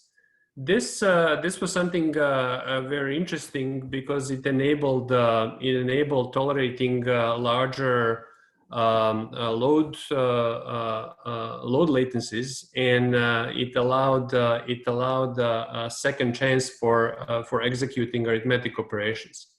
Altogether, this core has a pretty impressive core mark scores, recently clocked at 5.54 core marks per megahertz, and still growing given some compiler settings and improvements. The EL2 core is a small core targeted for FSMs, and it's supporting a larger set of RISC-V instructions: integer, multiply, compress, same as before, plus ZBB and ZBS now for bit manipulation. It's a tiny design with decent performance, given it's a single issue. It's a 3.6 core mark per megahertz, and it's targeting 600 megahertz in 16 nanometer TSMC. SweRV H2 is a core we are particularly proud about because it's a first fully verified dual-threaded core targeting real-time embedded use cases. We support up to 2 threads, and we see typical throughput gains between up to about 1.6x. We support fast interrupts. We get 5.54 core marks per megahertz for 1 thread. And even more interestingly, we get about 7.8 core mark per megahertz for 2 threads. So obviously there is a little bit of increase in area because of additional set of registers we have to support for having 2 threads. But overall, this is well compensated by a great performance, because actually getting 2 threads and 7.8 gives effectively 3.9 core mark per megahertz for a single thread. And that's actually really nice performance gain. The block diagram here shows the example of symmetric multi-threading. we are doing vertical threading up to a stage 4, and then after the aligner and decode, we go into simultaneous multi-threaded execution and take a full advantage of a two execution pipes. This is just a sort of a nice code example, so showing MSort running on EH2. The thread 0 is shown in blue, the thread 1 is shown in red. And when you have these use cases where you have a significant latencies for going on an I/O bus, you can really take a great advantage of having 2 threads and really keep utilizing the microprocessor all the time. So typically we see IPC of 0.79 for MSort for a single thread, and for a dual thread we see IPC of 1.5, getting there to, you know, at about 1.9x speed up in this specific case for MSort, and assuming 11 cycles for the latency of going to an external bus. What do we do with these scores? There is Invest in Digital, obviously the main application when it comes to the SoCs is building various storage controller SoCs for either NAND-based flash controllers for SSD devices, or for magnetic media and head-based controllers for hard disk drive devices, which are the main workhorse of storing world's data. The applications, the potential applications are obviously in the main CPU that typically operates the host controller attachment interface, processes some sort of I/O protocol like SATA or NVM Express that comes from the host. Then for the datapad controller, that controls the datapad, sets up error correction engine, which encodes data before it's written to flash, and decodes data when it's read from flash, and verifies that it's error-free. The third application are, as I mentioned, the toggle interface sequencers that sit on the NAND channels and generate protocols specific to the NAND flash. And finally, additional applications are power management. You always have to have a small but intelligent core that manages the power in a system. And obviously the security management core, such as the OpenTitan core in OpenTitan project that's actually based on IBEX RISC-V core. So in the second part of the presentation, targeting OmniXtend, OmniXtend is a true memory fabric protocol that brings the memory as the center of the architecture and enables memory-centric architectures, meaning that every compute element in the architecture can access memory as an equal participant. How does this differ from other memory-centric concepts? Well, there's obviously several ways how you can share memory. You can use remote DMA protocols, which typically will lead to the page fault trap in software that will incur a context switch cost. You can do a global address translation management in software, like it's done in Gen Z, which creates a load store architecture across the fabric, but requires rewriting software applications. Or you can do a sort of something that's a blast from the past, which is a focus on cache coherence protocol scale out. And this is what we have done here. OmniXtend doesn't require any rewriting of software. It's really the traditional cache coherence. But for the first time, fully developed in the open source and on top of commercially available fabric, which is Ethernet. So these are the marketing benefits of OmniXtend. It's completely unleashes memory from the CPU, and main memory can be shared equally with other compute devices. It's the only open cache coherent fabric standard that we are aware of, and it's based on low-cost Ethernet, which is really ubiquitous protocol with widely available PHYs, switches, standardized cables, etc. It's already implemented in FPGAs, and I'll give you some performance results of that. And it enables new data-centric architectures and decouples compute from memory. So this is an example of the OmniXtend system block diagram. In this case, we are showing OmniXtend running over Tofino, Intel Tofino programmable P4 switch. It doesn't have to be programmable. This works with off-the-shelf switches as well. And this is an example that basically shows 4 nodes, and 2 nodes look like traditional compute nodes. But the architecture actually allows some very interesting things. This is what's interesting to Western Digital. You can develop a node that's populated with a large amount of low latency flash that's exposed as a memory, or you can build a node that's specialized in running a RISC-V vector machine, maybe a large number of cores, that can access the data that's being set up by more conventional RISC-V CPUs. And this is a repeat of the same diagrams, sort of showing four RISC-V nodes running through an Ethernet switch.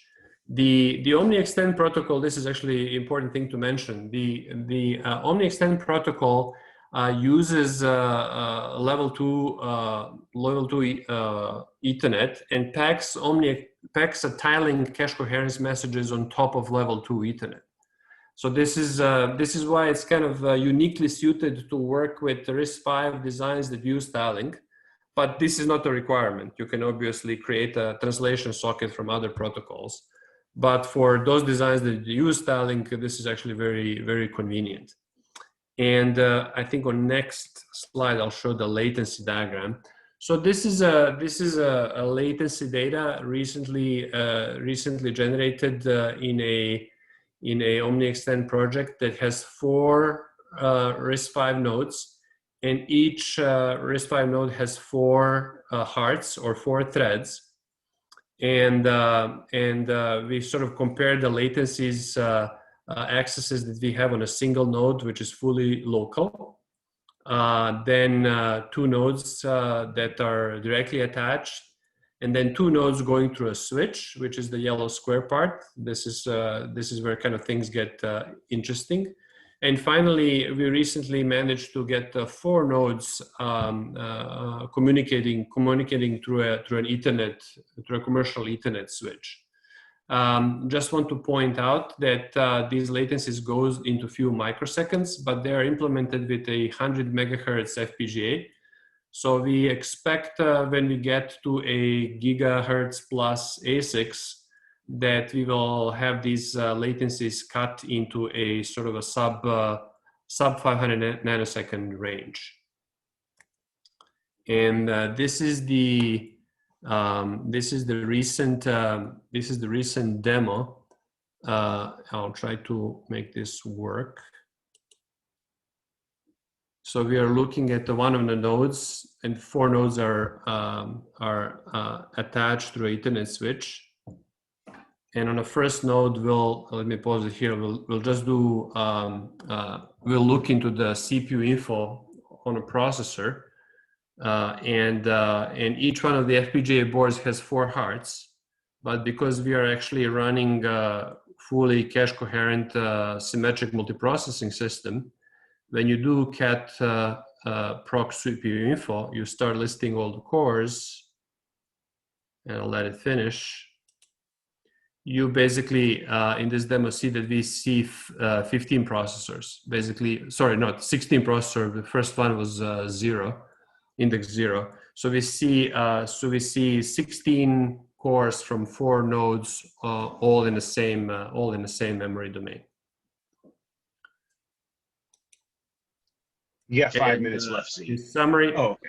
Yeah, this is my last slide. Oh, okay. In summary, CHIPS Alliance is a great place to share resources to lower the cost of hardware development. And we are hosting both digital and analog IP, as we've seen from presentations today. Come and contribute to the development of open source design tool software. This is a growing area. Michael had a presentation about it. a tremendous amount of interest of actually opening the different design tools. And I think Professor Kahng and Mohamed Kassem from eFabless are coming on the agenda very soon. Obviously, work with us on high quality open source CPU and SoC designs and complex IP blocks. Everything that we do puts a full emphasis on design verification. And then grow your business in this forward-thinking organization. We are promoting a blue hat model, which means that the designs are open source, that reduces the barriers in communication and collaboration. But obviously, work that you put into it is not free. If somebody is taping out silicon or running design verification or providing integration services, obviously these things in the blue hat model are fully commercial. So thank you very much, and maybe I have a few minutes for a question or two. Yeah. I couldn't see what was happening in Q&A. Yeah. I can read a question for you. Is there a concern that adding support for more system Verilog constructs to Verilator will cause a slowdown in performance and reducing the gap between it and commercial simulators? All right, you nabbed us. Join the work group meetings chaired by Carl from Antmicro. Yes, we are definitely trying to expand support for system Verilog syntax and keep the attributes of speed. But both are very important. So actually having an open source simulator that supports system Verilog on its own, even if it loses speed attributes, is tremendously useful in the industry. Because very often collaboration requires 3- and 4-way NDAs, and this is what Verilator with System Verilog can improve. Great, thanks Z. Again, if anybody has any questions on the RISC-V SweRV core or OmniXtend, the cache coherent protocol, you can put them in the Q&A. I know Zvonimir has a few minutes. He's going to hang around and he will answer them. So, those are, as he mentioned, two of the projects that are in CHIPS Alliance doing development. So it's an opportunity to kind of engage one-on-one with one of the key architects. Okay, so the Q&A stays open. Jack, why don't we turn it over to you? You can share your screen. Thanks, Zvonimir. Thank you. Sounds great, thanks. Make sure I share the right one. Sure. Okay, hopefully you can see my slide. Yes, we can. Go ahead. Great. All right, so hi, my name is Jack Koenig. I am a software engineer at SiFive, formerly at Berkeley, and I'm a member, that nice two acronyms together, I'm a member of the Chisel Working Group Technical Advisory Committee, which are basically the group of people who guide the technical direction of the project. So I'm here to talk about Chisel and FIRRTL, which were mentioned in Bora's talks and other previous talks. And I will, kind of let you know what our projects are about and what we've been up to in the last year since the previous CHIPS Alliance workshop. So first of all, I'm going to, what am I going to talk about? I'm going to give an introduction to Chisel and FIRRTL, as well as the other projects. I talk about the year in review, kind of governance-y things, and then talk about what features I'm really excited about that we did in the last year and what we're working on going forward. So first, as an introduction, what is the Chisel Working Group? Hopefully many of you are familiar, but definitely some of you are not.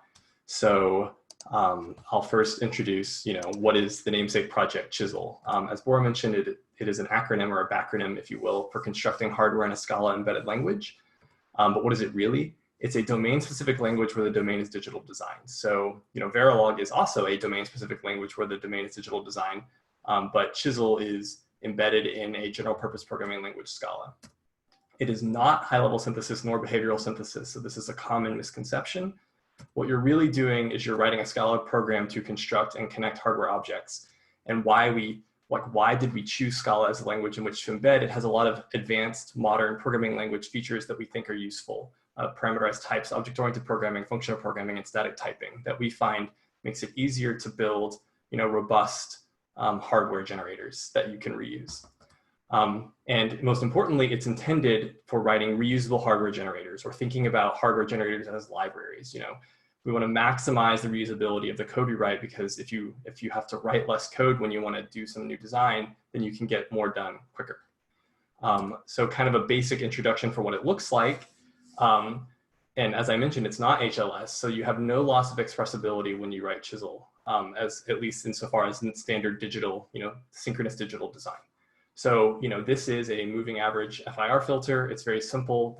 I'm not going to dive too deep into the code, but if you look at this, it looks very similar to what you might write in Verilog, with obviously some different syntax that probably looks funny if you've never seen Chisel before. But basically, the question we ask ourselves immediately, because you have a parameterized bit width here, which you can do in Verilog as well, is what if you want more than 3 points, or what if you want weighted averages, right? What you really want is a generic FIR filter. So in Chisel, you can also write things that look kind of software-like. It's really a hardware generator, but it starts to kind of blend into writing software.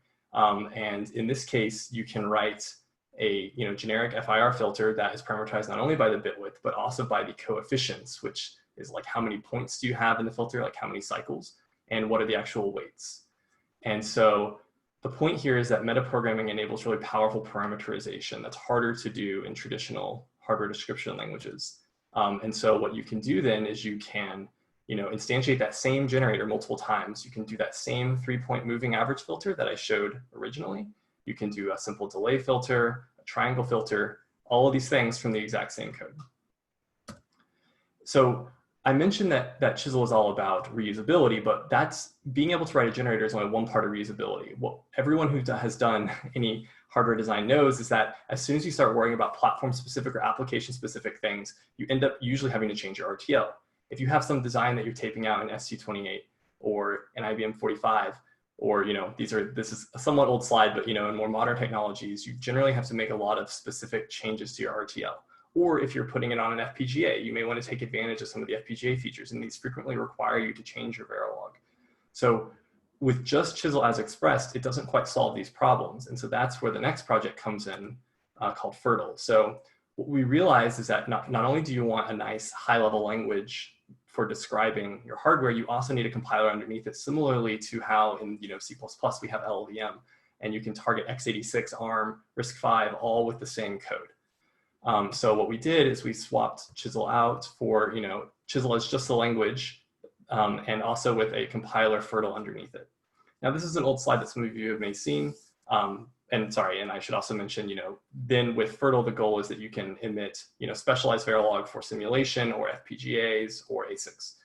Now, this slide is simplifying things a little bit because FIRRTL is really just emitting Verilog, and you still need to plug that into, the rest of the world.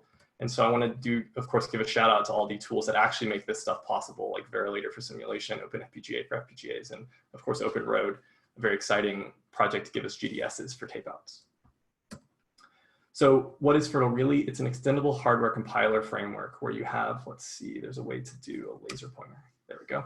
So where you have, kind of your design expresses an abstract syntax tree. You have your metadata, things that are important for verification or physical design, and you pass it through transforms. And after each transform, you get a new circuit and new metadata, which makes it easier to reason about and debug, and also allows you to insert custom transformations at arbitrary points, which allows for really strong customization of the flow, which Chipyard, as Bora mentioned, they do quite a bit of this with FireSim and all of these projects, and we do a lot of this at SiFive as well. And so you can write modular compiler passes, which we call transforms, and then there's robust metadata support.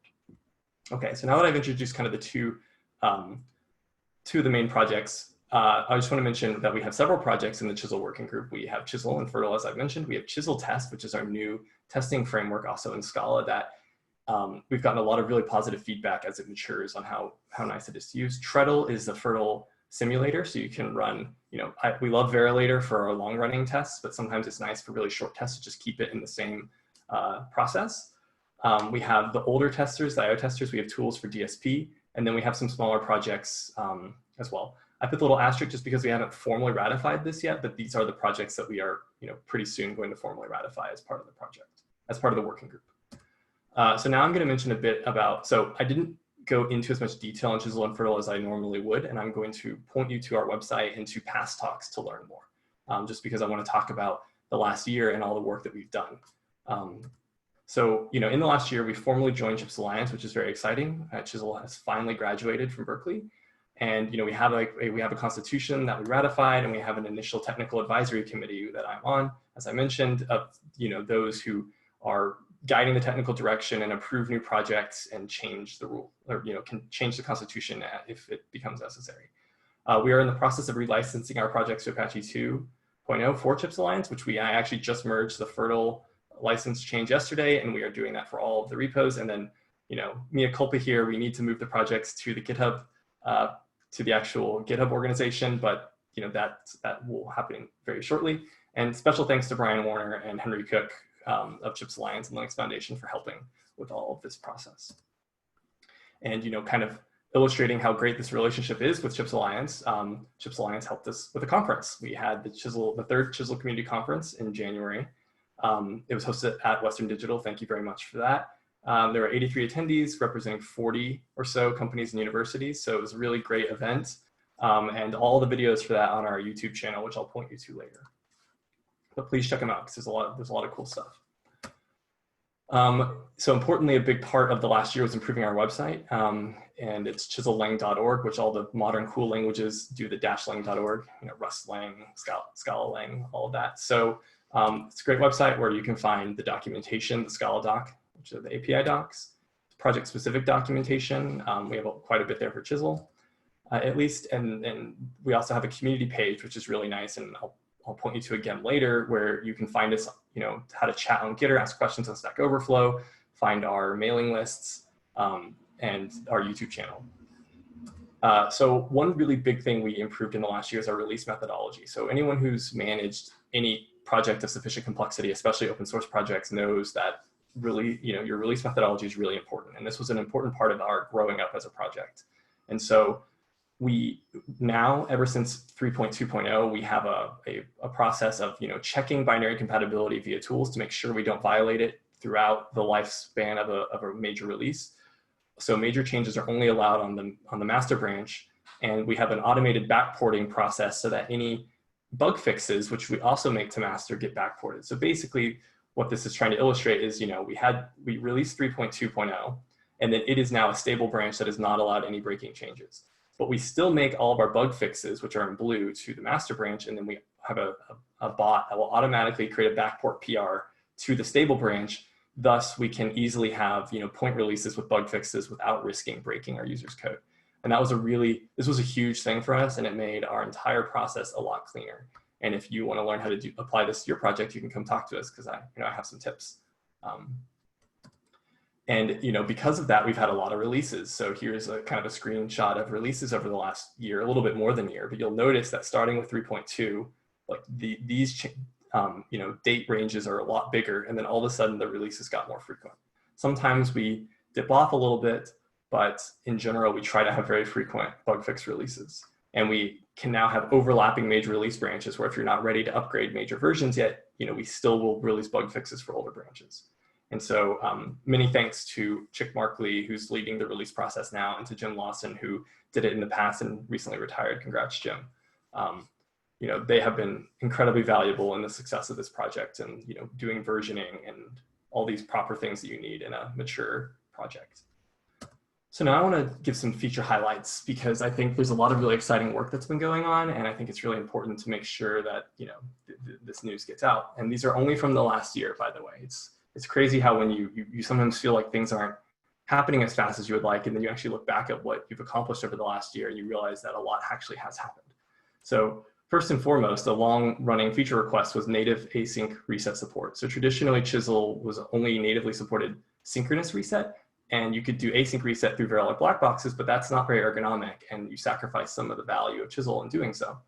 So nowadays, when you write some module, and this is a standard Chisel module just with one register buffering and input, nothing exciting, but based on how you instantiate it, if the type of your reset is bool, which is synchronous reset, they're equivalents, synchronous reset is just a mux, we will emit, synchronous reset in the Verilog.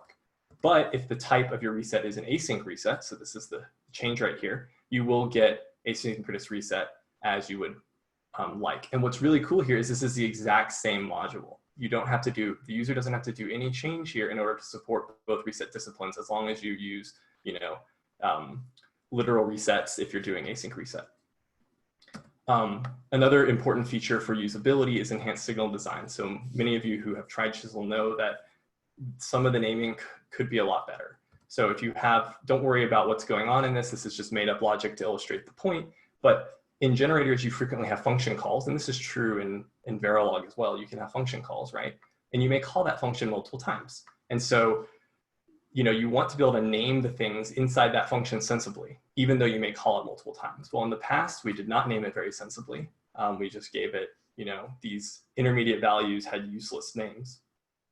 I put a little star here because we have done better than this. We can actually name X and Y without the current improvements. But the point, if you called the function multiple times, you would get multiple X's and Y's, and it's still not great.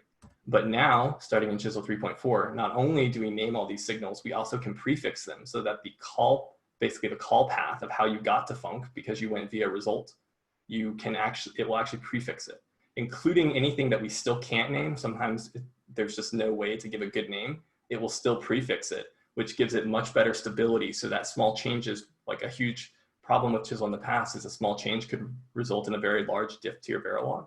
And this mechanism will help us reduce that vastly going forward.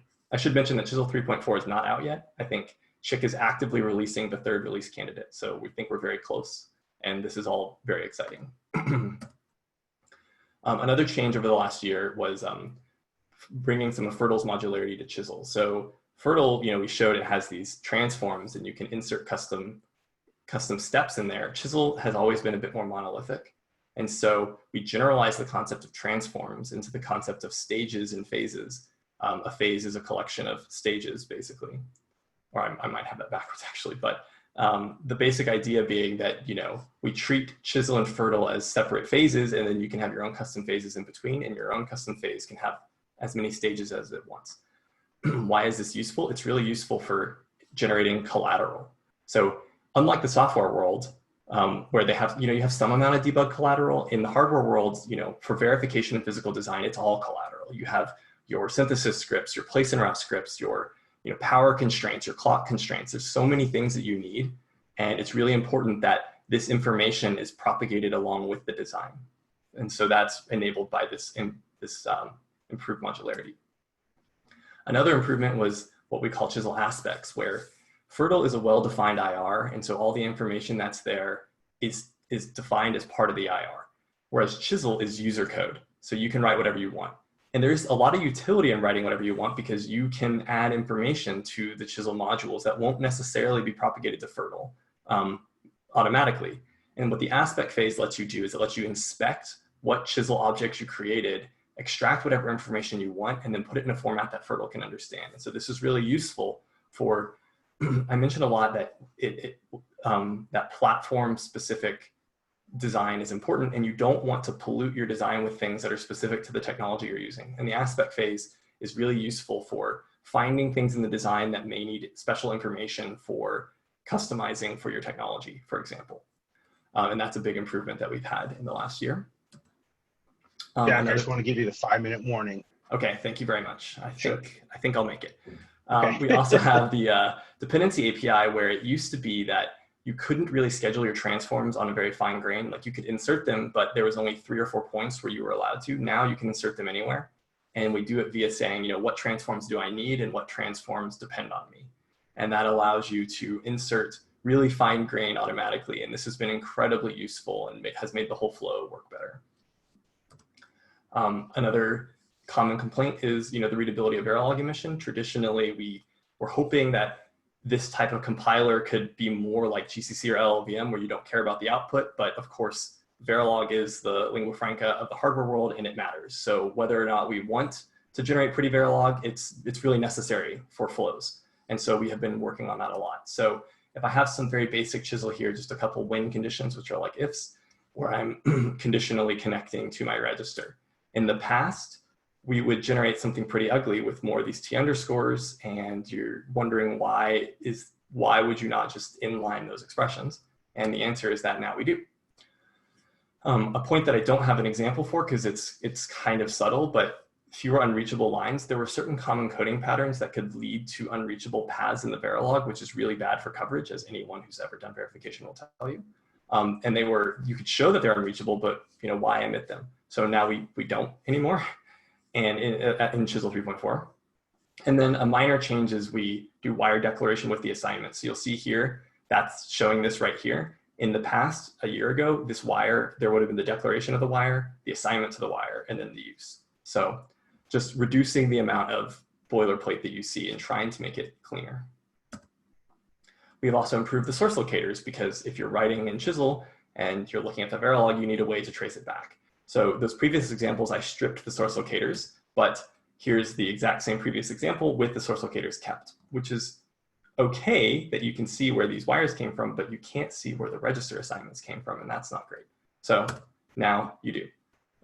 It will be included it's included in your always block, and you also see the expression inlining reflected as well. We've also, I think there was a previous question about formal verification in Chisel, and we now at least have immediate assert, assume, and cover. Those are added in 3.4. And to contradict myself a little, I just talked about improved Verilog, and now I'm going to show you some slightly ugly Verilog, and sorry about that. These are very recent features, and so this Verilog will improve. But you can add asserts, covers, assumes. You can add some messages that will show up in the Verilog. And these integrate, can integrate with open source or closed source formal tools. So all of that is stuff that I'm very excited about from last year, and there's a lot more. So please come check us out online and see more of what has been going on. But what are we working on going forward? Well, we like that steady rise in GitHub stars. That's how we measure our success. So we're trying to continue it. So the most important thing in hardware design is that your design is usable. And to make it usable, it has to be verifiable and physical designable. And so, I talked a lot about metadata propagation. It's been pretty good in FIRRTL, and we have been investing really heavily in making it better. And so Chisel 3.4 includes some nice improvements there, which makes it work better under certain circumstances. And so we're just investing there a lot. We have experimental SMT2 and VTOR2, which are formal backends for doing more formal verification, partially perhaps to help verify your custom transform or the FIRRTL compiler itself, or your design, of course. We are looking into an expansion. I mentioned our initial projects, and we already have a Chisel formal project that wants to join. And so we're going to evaluate that and see how we can improve the support directly in the Chisel working group. Obviously improvements to verification. Our verification is checked, improving the Verilog, and supporting new versions of Scala. So I'm almost out of time, but please check us out on chiseling.org. Chat with us on Gitter. You'll see I'm fairly responsive there usually. And you can ask questions on Stack Overflow. You can watch our old talks on YouTube. So thanks a lot. Sorry I didn't leave any time, but I'll answer your questions in the chat. Yeah, no, you left 1 minute, so appreciate that translation. No, it was good. It was good, Jack. Good timing. So yeah, there are several questions for you, and Jack, I really appreciate you staying on and answering those in the text box. That'd be great. So you can finish sharing your screen, and we'll turn it over to Anoop from Mentor. We discussed the OpenML Accelerator. Perfect. Thank you. Yep. Sorry, go ahead, Let me Jack. just. Yeah, no. I was just going to say that keep the questions coming. So the Q&A box is the right place to put it. So go ahead, Anoop. Perfect. Thank you. And that's I was glad to see the presentation from Jack. I think what I saw was it was very similar to what I was presenting. So one thing that he mentioned is it's not HLS tool. I will talk about the HLS tool and the open source ecosystem that we are trying to build. We can see your screen.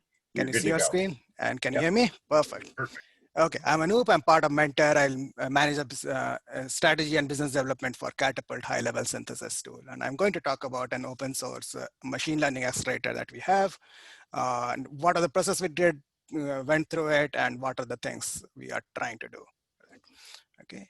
At the end, I will give you a very high-level overview of high-level synthesis and what it does, or the tool, how it benefits, then go over the open source IP ecosystem, the ML accelerator ecosystem, and something that might be interesting for some of the folks, a TensorFlow-based verification infrastructure. So instead of doing a Verilog and UVM-based verification, you do TensorFlow-based verification, Python-based verification, and then some more details on how to do, what are the next steps, how do you learn more about it.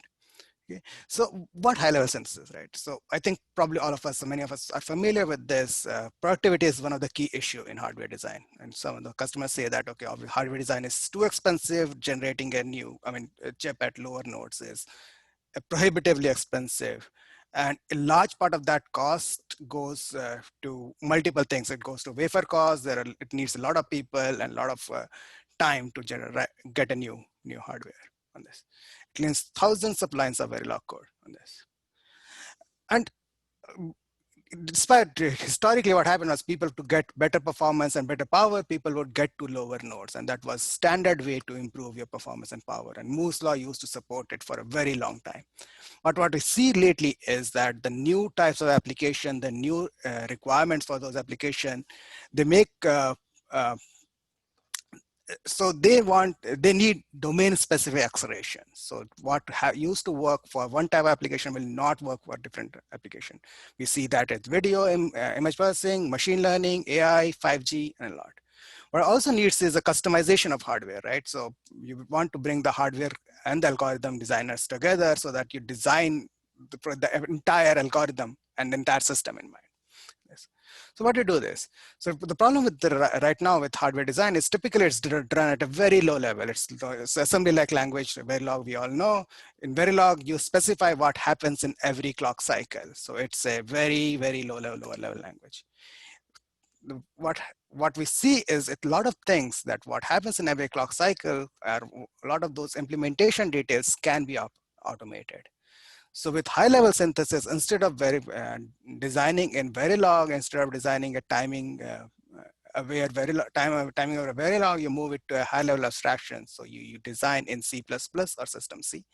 You take the entire concept of clocks from your design. So now you say that, okay, this is what it does. This design should do in C++, and that synthesis tool will generate from Verilog out of it. This is slightly different from model-based design, right? So this is actual synthesis concepts of high levels on this. So it looks at the design, looks at the C++ code, and then generates a right Verilog based on the design. So it tries to parallelize the loops, tries to pipeline the loops, and then gives you the right Verilog automate, right optimized Verilog automate.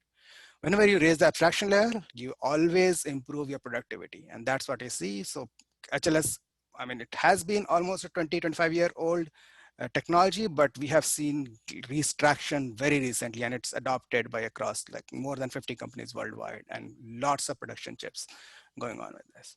Right. So this quote is from Bill Daley, who's the chief scientist of NVIDIA. They used high-level synthesis to have a order of magnitude less design effort for their machine learning accelerator. But what it also does is it separates functionality from implementation. So now not only you get to the code much faster and much better with much less resources, but you also now are not looking at very lower level details of the code. So it accelerates the design time significantly, 1 year reduced to a few months. It helps people make late functional changes without impacting any schedule. But it fundamentally alters the silicon design ecosystem and how it does. Currently, what you do is to design hardware design. It's done by IC companies. And as I mentioned, it takes a lot of time and money to design hardware. There are few companies who are doing it. It takes a long time, 1.5 years to 2 years to get a new chip, upwards of $100 million. What we see is with high-level synthesis, obviously reduce the lines of code significantly. So now it becomes more collaborative. It's implementation agnostic. So it means the same code can be targeted to FPGA, to let's say 12 nanometer, to 5 nanometer, to 28 nanometer. You don't have to change anything in the code. So the tool will generate the right hardware, right RTL for the target implementation. Obviously, there are a lot more C++ engineers than Verilog designers. So you can have much larger pool of resources. And more importantly, it helps you design custom hardware. Now, when you do customization, you don't have to always go to the lowest nodes to get the better performance. A custom chip will perform probably an order of magnitude better than a general purpose chip. I'll give you some examples of that. Okay. So now, obviously, it fosters this ecosystem. Now, how do we leverage that and how do we use that? So what we did was we created this open source HLS IP ecosystem. The idea was that now a lot of people who cannot do design because earlier can do design now in C++. A lot of algorithms that exist in GitHub can be converted into Accelerator fairly easily. But to do that, you need some basic building blocks. You need libraries for linear algebra, you need libraries for filters, FFTs, and other things, right, that you can use. What are these libraries? These libraries are merely C++ classes or functions for which we already have an optimized implementation. Almost all of these libraries are open source. It's available in the website called hlslips.org, and you can download it from GitHub and you can run it on this. So they are fairly well verified. They can be used in production on this. So these are the building blocks IP, right? And then there are the interconnect IP, which is the AXI and AHB. On top of that, you have some reference designs on this. So we did a reference design of for HOG for people recognition, a reference design on Iris for image processing, and then there are some other reference designs on beamforming and that you can do. So these reference designs are just reference accelerators. They are probably not optimized, but they show you a way of how to do this design. It's not just us, not just Mentor who is doing that. We have plenty of universities doing it. We have HLSS taught at almost all major universities in the US. So a lot of those projects go to the open source as well. So you can just download it and modify it and then use it for your implementation.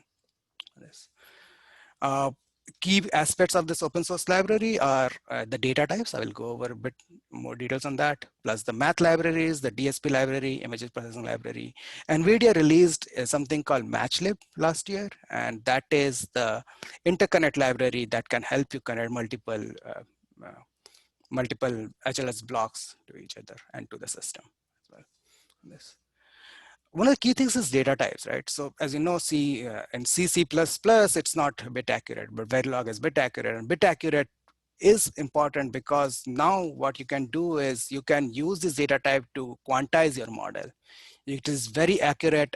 These are arbitrary precision data types that can be used for accurate modeling of your design.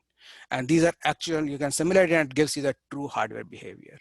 Especially applies to machine learning because now you can change the data types and figure out what is the right quantization level that you need to get the right inference, right accuracy without sacrificing performance and power. On top of that, I talked about the reference design. These are part of the Catapult installation. You have YOLO-Tiny, you have Iris, and some other reference design. Each toolkit provides obviously synthesizable C++ or System C code. On top of that, there is System C or C++ test bench. In some cases, there is a Python test bench on top of it. There are synthesis scripts and a lot of documentation provided. What I will talk about in this presentation is specific implementation of tiny YOLO machine learning and what we did to that on that as well. So OpenML accelerator, right? So machine learning, there's a lot of talk about machine learning accelerators, and a lot of people are creating machine learning accelerators that can accelerate any type of training or inference design. A lot of those accelerators usually have move a significant part of the memory close to the processing element so that you reduce the off-chip memory accesses and thus reduce the power. And that's great, that works great. But these are general purpose accelerators. Essentially, you can use it for any algorithm, virtually any inference or training algorithm. Right? But they are probably not the most efficient implementation, especially for the edge, because you need programmability. These are configurable. You don't always have the 100% utilization of the convolution size. So for example, let's say I have an algorithm to detect images, or I have an algorithm for a natural language processing. For that, you can create a much optimal implementation of the accelerator that does just exactly for that specific algorithm. And that's where we come in. So if you look at the HLS4 design flow for HLS-based design flow for a custom accelerator, what you do is you look at the algorithm, you do the data preparation, you do the quantization, you look at the you optimize the latency and performance as much as you can. Then you do the design, and then when you're doing the design, you make these architecture choices of what would the memory hierarchy, how much do you want to keep in a local versus shared versus global versus off-chip memory, right? What is the best balance between the memory and compute, and how do you improve data locality to minimize the data movement on this? And that is specifically important for power, for minimizing power computation on this. And then you have to balance that how much customizable do you want it to be. So in a lot of cases you want application specific accelerator to reduce resources, or you want a full generic acceleration. And we have people who have, I mean, the application is, you can use the same process to design on the wide range of this application. And then you can flexibly develop this application with low effort. And the best part is you don't have to think about the target technology when you're writing your code. Right? Once you have decided, you can at later stage, you can decide what is the right target technology for this implementation. So you can make that decisions later. And obviously when the Verilog is generated, it takes that target technology in mind, but you don't have to generate the Verilog till you are done with your entire development of the accelerator. Yeah. So I'll give you take the example of TinyYOLO, for example. YOLO, as you know, is a fairly well-known algorithm for object detection, or especially detecting of objects in a moving video or an image. It has multiple layers in a DML. So usually in a multiple layers, the same architecture, what works for earlier layers might not work for the later layer. So there can be multiple architectures for different layers, and you can create those architectures, create those accelerator architecture based on that. So for earlier layers, you can have a sliding window, 3x3 max pooling architecture for hardware, and then for later layers, you have a full PE array based architecture. And I will give you some examples of how it is done that. Before I do that, one of the key things that we see is the arbitrary precision, right? So that helps you design it at a very, help you design a quantized model in this. So it gives you, you can design it with accurate model in this. Over this. So what are the 3 steps that you do it? You take the algorithm, the hardware interfaces and software interfaces, you do this. You integrate you create the accelerator out of it. You create the C++ accelerator. You integrate it, the accelerator into a memory, into a system. You check the alternatives. You run the application specific test cases. You figure out the performance and power numbers out of it. And then you reiterate over this process. You compare the alternatives and then look at the implementation metrics for this. And then you identify the physical implications very early on, then you go to the synthesis.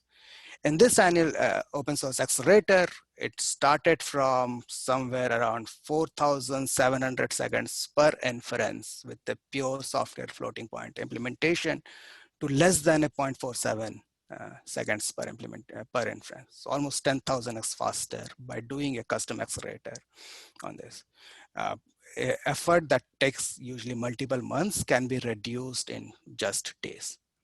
And then you can change this very rapidly to get even far better implementation at your specific, for your specific implementation.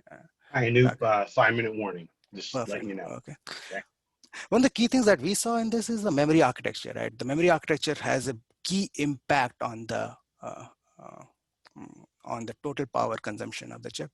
So keeping memory data local is very important for minimizing power consumption. But then how do you figure out how much data could be minimal? And all of that you can check, you can vary these parameters in the accelerator implementation. So one of the key example is if you look at the TinyYOLO algorithm itself, essentially what you have is it's a series of loops that you implement, right? And it's embarrassingly parallel. And you can change the order of the loops, and you'll get the same results, and you can use that for this. So just by simply reordering the loops, you can have different architectures for that model. That's all it takes to create different architecture, different models for the accelerator for this. All right, I went over it. So we started with something called with the 4,700 seconds per inference to less than a second per inference on this. It's a GlobalFoundries 12 nanometer process that integrated with a ARM core-on environment for the CPU. in this. Okay. The second part of it is how do you verify this infrastructure, right? Now you're coding in C++, C or C++. So how do you, I mean, you're doing it at a much higher level of abstraction. To verify, one of the key things that you can do here is you can use TensorFlow based models for the verification. How do you do that? TensorFlow in the Python, you know, from the Python, you can call a C++ code. So the implementation of the accelerator can simply be a function call in your TensorFlow, right? So it just becomes a TensorFlow operator. You can swap any layer of the design and you call that accelerator, call that function, and then you look at the, especially it is important, look at the efforts of quantization, right? And then figure out what are the various architectural changes and what is the accuracy and correctness that you get out of it. You can, this C++ API then connects to the algorithms and hardware domains, and then algorithm engineers can simulate trade-offs that are made by the hardware engineers, and hardware engineers can leverage this existing test infrastructure to verify their architecture changes. To know more, so the open source library is available in GitHub, github.hls-libs. Ryan Kastner of UC San Diego, he has his own open source library called Spectre that is also available. There are more details available in this website, hls-libs.org. You can reach out to me as well. I'm fairly responsive on either GitHub or on the email. Yeah, you can Mentor website, you can go to Mentor website to know more. There is a YouTube channel. There is on-demand training available that you can request. And there are a couple of upcoming events, just a key plug. We'll go through the entire process of what it took to take this yellow tiny algorithm to the actual implementation in this virtual seminar on 14th of October, and then have another seminar a couple of days from now is how do you take a MATLAB to a high quality RTL using high level synthesis on this. And the goal overall is use this HLS IP and HLS reference design to help build custom accelerators across the entire ecosystem. So that is something that is quickly deployable and quickly usable for multiple users.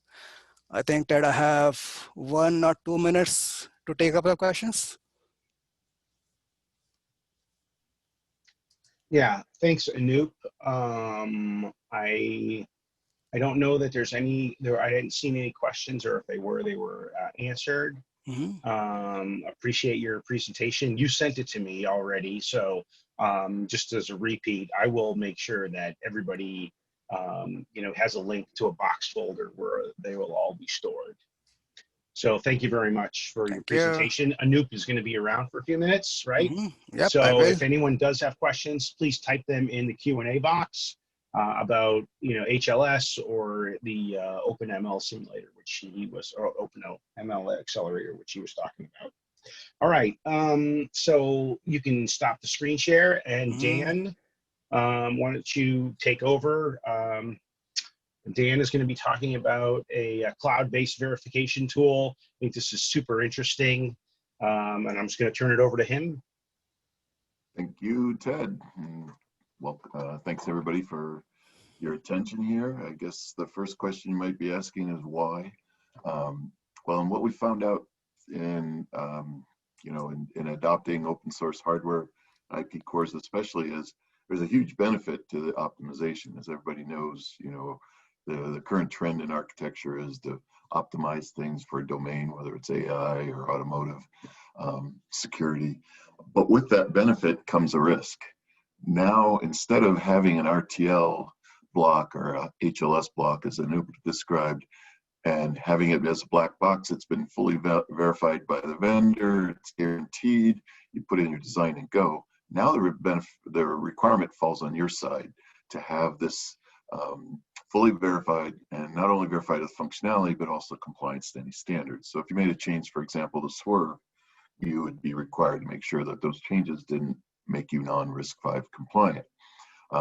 This I've seen in many, many customers where ASIC design teams all of a sudden realize this now has the onus of a huge amount of resources that they don't have on staff.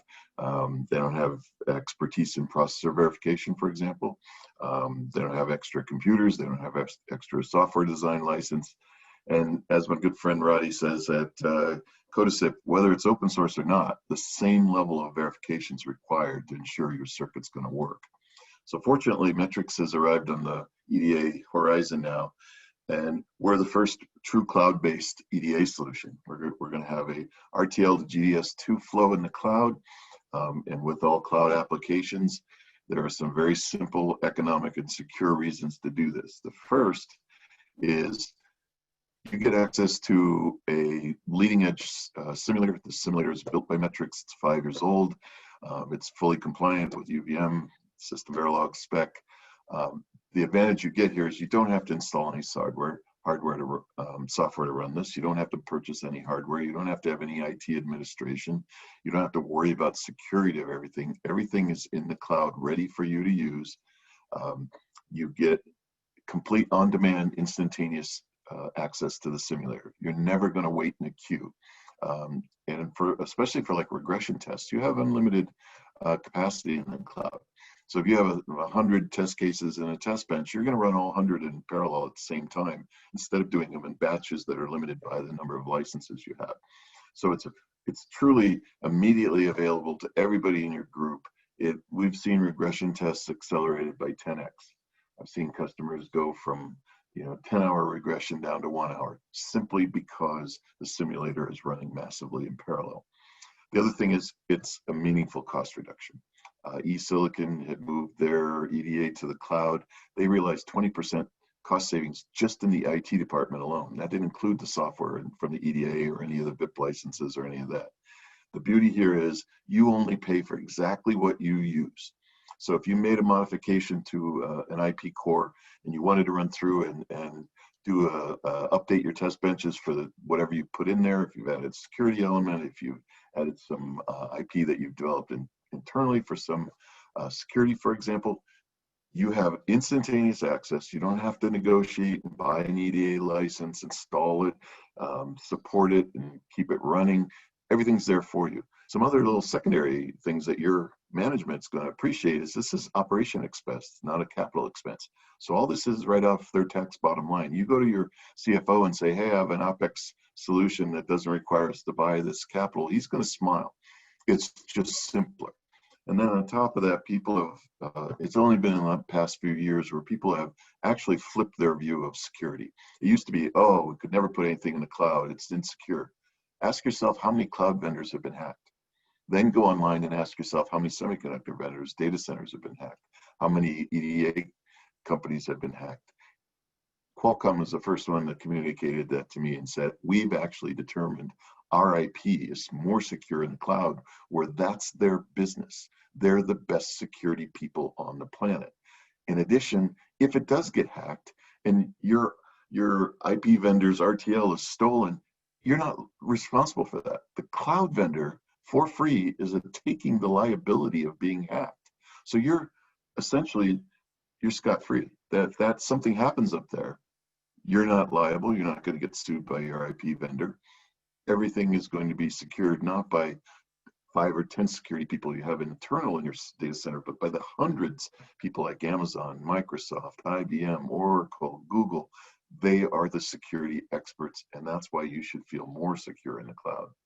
So how does the system work? Well, the basic implementation in the cloud is called a cluster. And we build a cluster for every customer. They are the only ones that have access to it.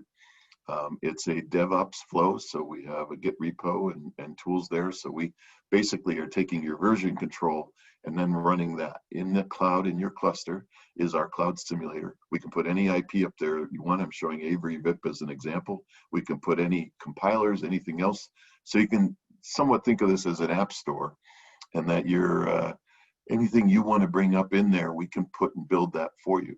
Once your simulator or your design data and test bench come up, our simulator takes that, analyzes it, and decides what's the best hardware implementation. So if it takes 790 CPUs to run 790 test cases in parallel, off we go. We build that, we execute it, and the other nice feature in the cloud is you never run out of storage. It's elastic. It goes as much as you need, as long as you need. One key thing that differentiates Metrics from every other EDA company is we don't download the data. We leave it up there.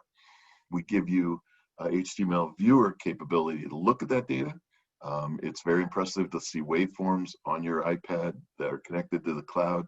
You're sitting at home watching the Nuggets Lakers game, and suddenly you're like, I want to check my regression status. Well, you get on, you got your dashboard here. You can see all your runs, see what's working, what's failing. If you want to look at initially at a debug, you can look at the waveforms.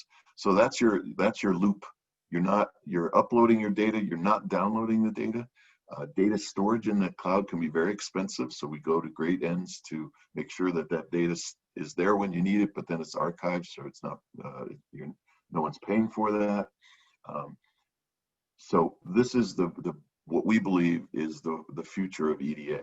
We believe that in the future, people are not going to be buying 3- and 5-year time-based licenses. The reality is most verification groups use those licenses about 50% utility. So you're buying this capital asset, you're putting it on your capital in your data center, and you're only using it 50% of the time. Isn't it easier to worry about every time I need it? I know my cloud provider is giving me the best hardware. They've kept the software up to date.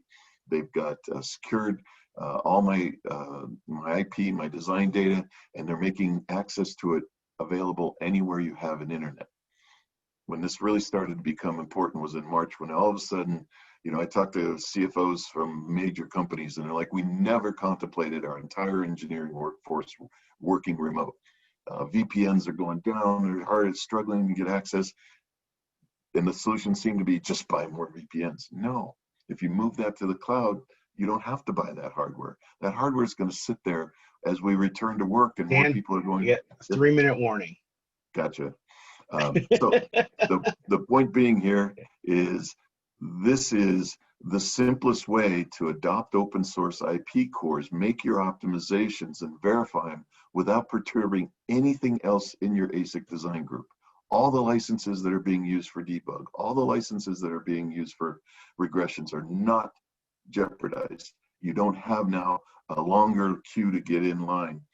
Plus, like I said, you'll find these regressions, we call them regressions on demand. They run tremendously faster. So when you get your IP and you need to verify it before you release it to the integration team in your ASIC group, you can run those very, very quickly.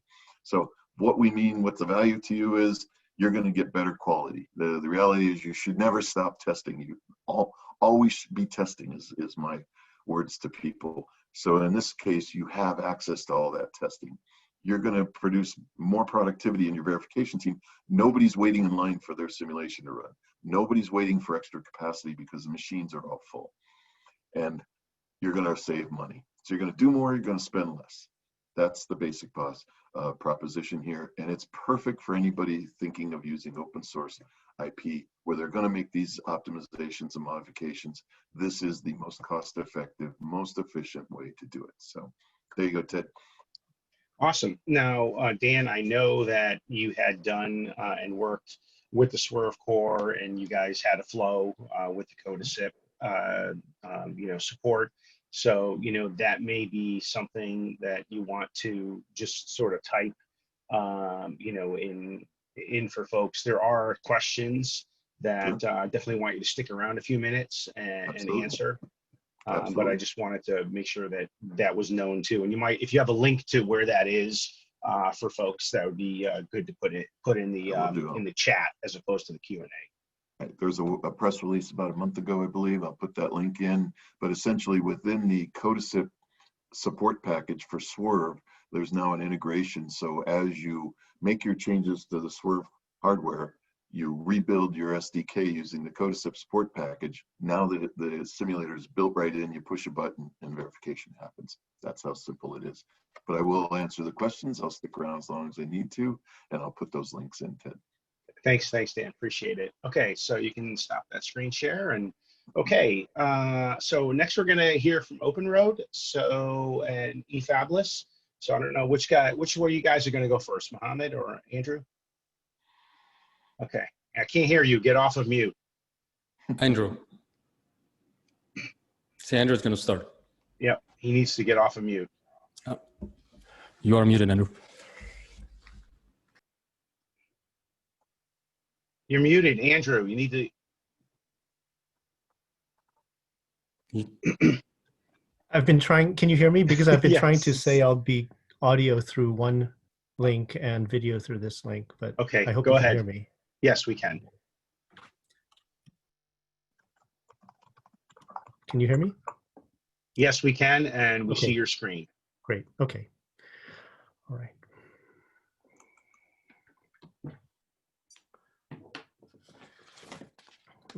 I was chatting at you for the past hour or so. So hello, everyone, and we're happy to be here, part of CHIPS Alliance. What is OpenROAD? It's a 4-year basic research project, part of DARPA's Electronics Resurgence Initiative. We just finished our 2nd year. It's also an RTL-to-GDS EDA tool that people are starting to use for tapeouts. It's a seed for open source EDA innovation and research, aiming for critical mass and critical quality by the time we reach the end of our contract. And certainly we try to support this great open source hardware community. And there's a screenshot from Tim Ansel's FOSSI online or dial-up video in the right, and hopefully more. OpenROAD tackles this crisis of hardware design and innovation. Chip implementation is too difficult. A modern PNR tool is quite complicated, and with complexity, outcomes are hard to predict. You need expert users, and there's cost and risk. And we see pictures like this one, which say that the cost of silicon is pretty constant at a nickel or a dime per square millimeter, but the cost of designing that square millimeter is out of control. So one clear path forward is automation. DARPA's IDEA program aims for hardware compilers 2.0, which is no humans, 24-hour turnaround time, eventually with no loss of solution quality. And this shifts the focus from tools that squeeze out that last picosecond of clock period to self-driving tools that don't require experts or time to tape out a working chip. And this restores designer access to silicon. So OpenROAD is part of IDEA. Our job is digital IC, log in, merge, tape out, clean, GDS out, 24-hour humans. And we're trying to seed an open source ecosystem as well from the EDA standpoint. And so our research outputs are public on GitHub. And the team includes Qualcomm, ARM, and 5 universities. Arizona State came on board just a few weeks ago.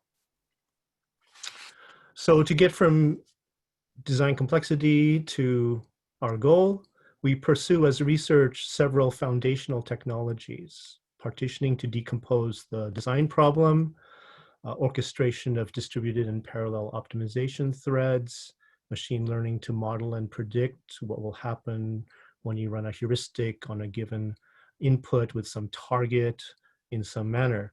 And there's also freedoms from choice, which you expect in a no humans tool. And we have some overarching mindsets as well. So the OpenROAD flow starts with logic synthesis and ends with GDS2 tape-out database. Last year, we showed capability, automatic generation of DRC clean layout in 65 foundry technology, and the flow passed files from tool to tool, kind of like 1980s EDA. Today, we have a V1.0 EDA tool, modern integrated architecture, industry strength database, timing analysis, scripting interfaces for users. And we've achieved DRC clean layout generation, which is still our focus now in GlobalFoundries 12LP process. Back in July, our user sub-team confirmed automated GDS out with DRC, LVS, antenna, all clean in caliber for a single core version of the University of Washington's Black Parrot SoC. This is in GF12LP with ARM 9-track cells, ARM memories, and Invicus IOs. It's the same package design that the Black Parrot folks used in their original tape out. And here's OpenROAD running on Western Digital's SweRV wrapper in the same GF12LP ARM enablement. So starting with RTL Verilog, the tool performs logic synthesis, then macro placement with PG mesh, standard cell placement, CTS, and final routing. And the whole flow takes about an hour and it ends up clean. When I say that OpenROAD has the architecture of a modern EDA place and route tool, this is what I mean. This incremental shared netlist architecture is the guts of commercial PNR tools since the early 2000s. And in the picture, the shared netlist or abstract network adapter enables incremental netlist modification and communicates with synthesis, placement, CTS optimization, and the timer. This picture shows how if synthesis changes the netlist, there's a callback that place and route is listening for. Then if PNR changes the location or the routing, this is updated via the shared physical or data model adapter, which handles physical information like location or metal shapes. And the timer is listening for changes, and it updates delays and slews, so the delay calculation will use updated location and routing information. And this is the architecture that enables thousands of sizing or incremental moves per second, which is the heart of modern physical synthesis and PNR. Inside OpenROAD, you'll find James Cherry's OpenSTA timer, which was a huge breakthrough for EDA open source. It's a commercial timer that's been embedded in about 15 commercial EDA tools, including most FPGA tools. And this slide shows Slack histograms, WNS, TNS for a commercial sign-off timer versus OpenSTA on a small 28 nanometer block. And this is what we started with in our project. Replace was open sourced also at the start of the project. It's used for global placement, and it's under the hood of IO placement and macro placement. And this flow picture shows the integrated OpenROAD app as the blue box, tightly tied into the timer and the database. And most of our tools are integrated today in this blue box and are sitting in a mono repo.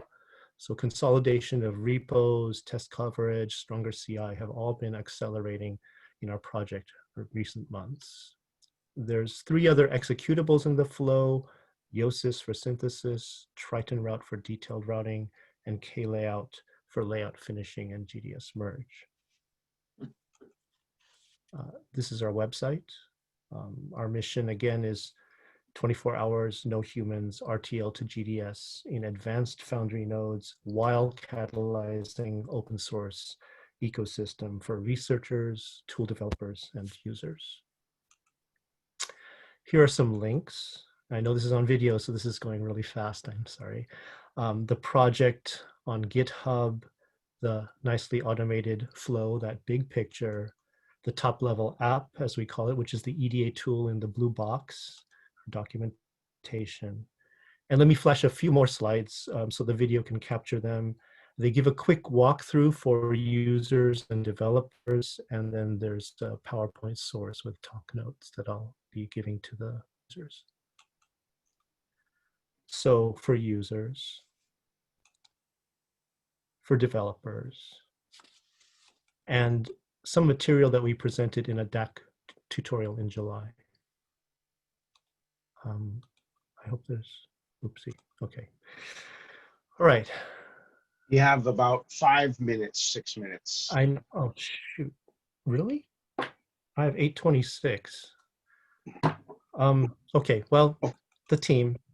I'd like to call out these amazing industry veterans who share the vision of open source EDA to enable research and to train up a nation of EDA technologists. There's almost 200 years of EDA industry experience slide. And the folks who do the heavy lifting. And with that, let me turn it over to Mohamed Kassem, who will talk about the Strive SoC and the tape out. Hello, this is Mohamed Kassem. Is everything good? We can hear you, and the screen is shared. Thank you. Thanks, Andrew. Great, thank you.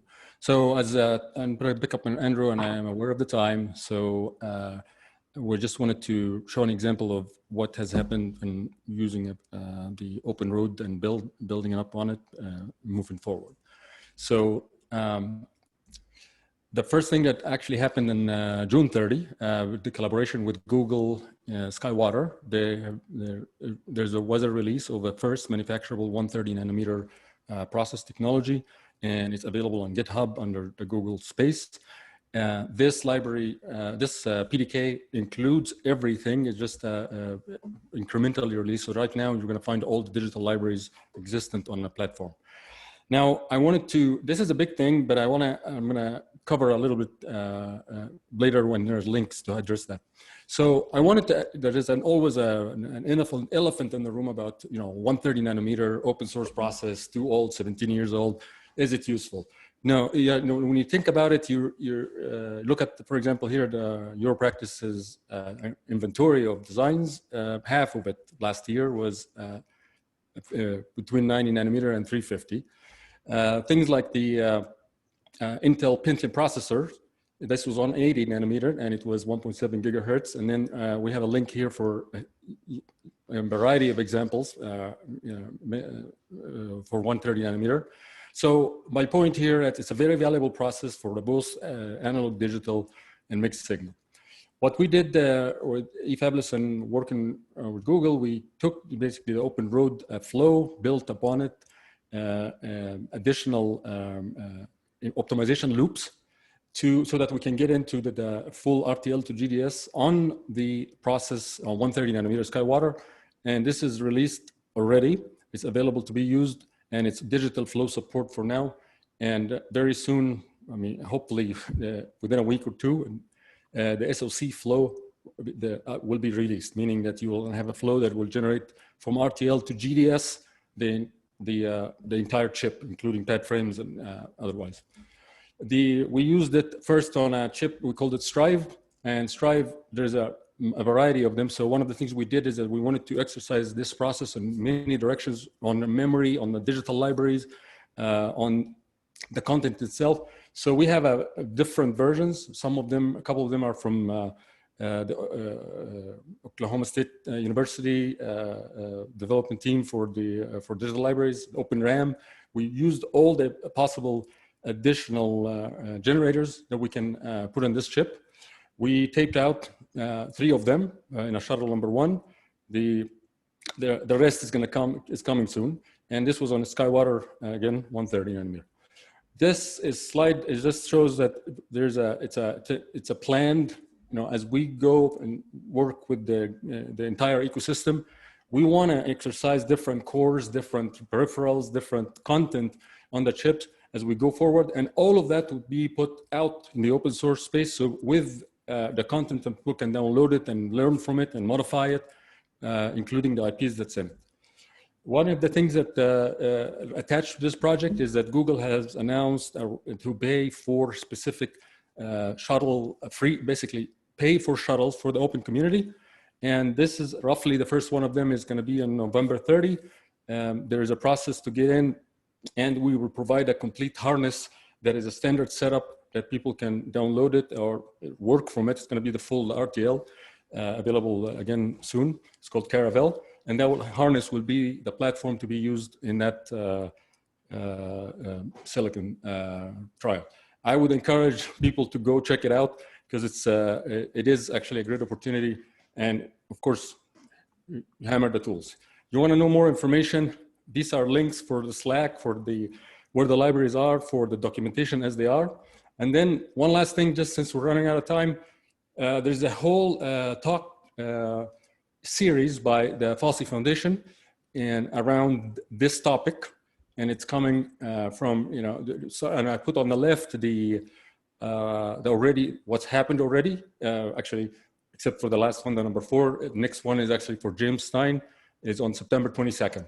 So again, you can get this information from here, but this is actually a very valuable talk set and covering this history of this open source project with Google and SkyWater. And thank you. Thanks, Mohamed. Thanks, Andrew. I really appreciate that. I definitely want to encourage the folks to, again, ask questions in the Q&A. I think it's super exciting, the realization that you guys have gone to, and with Google's being involved as well. So, all right, so the last 10 minutes is Brian from QuickLogic. So again, any questions, put them in the Q&A. Brian, if you have your screen ready, you can share and get going. We can see your screen.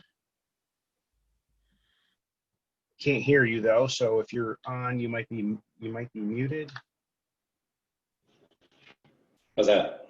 Yeah, I can hear you now. Go ahead. Great. All right, good afternoon, everybody.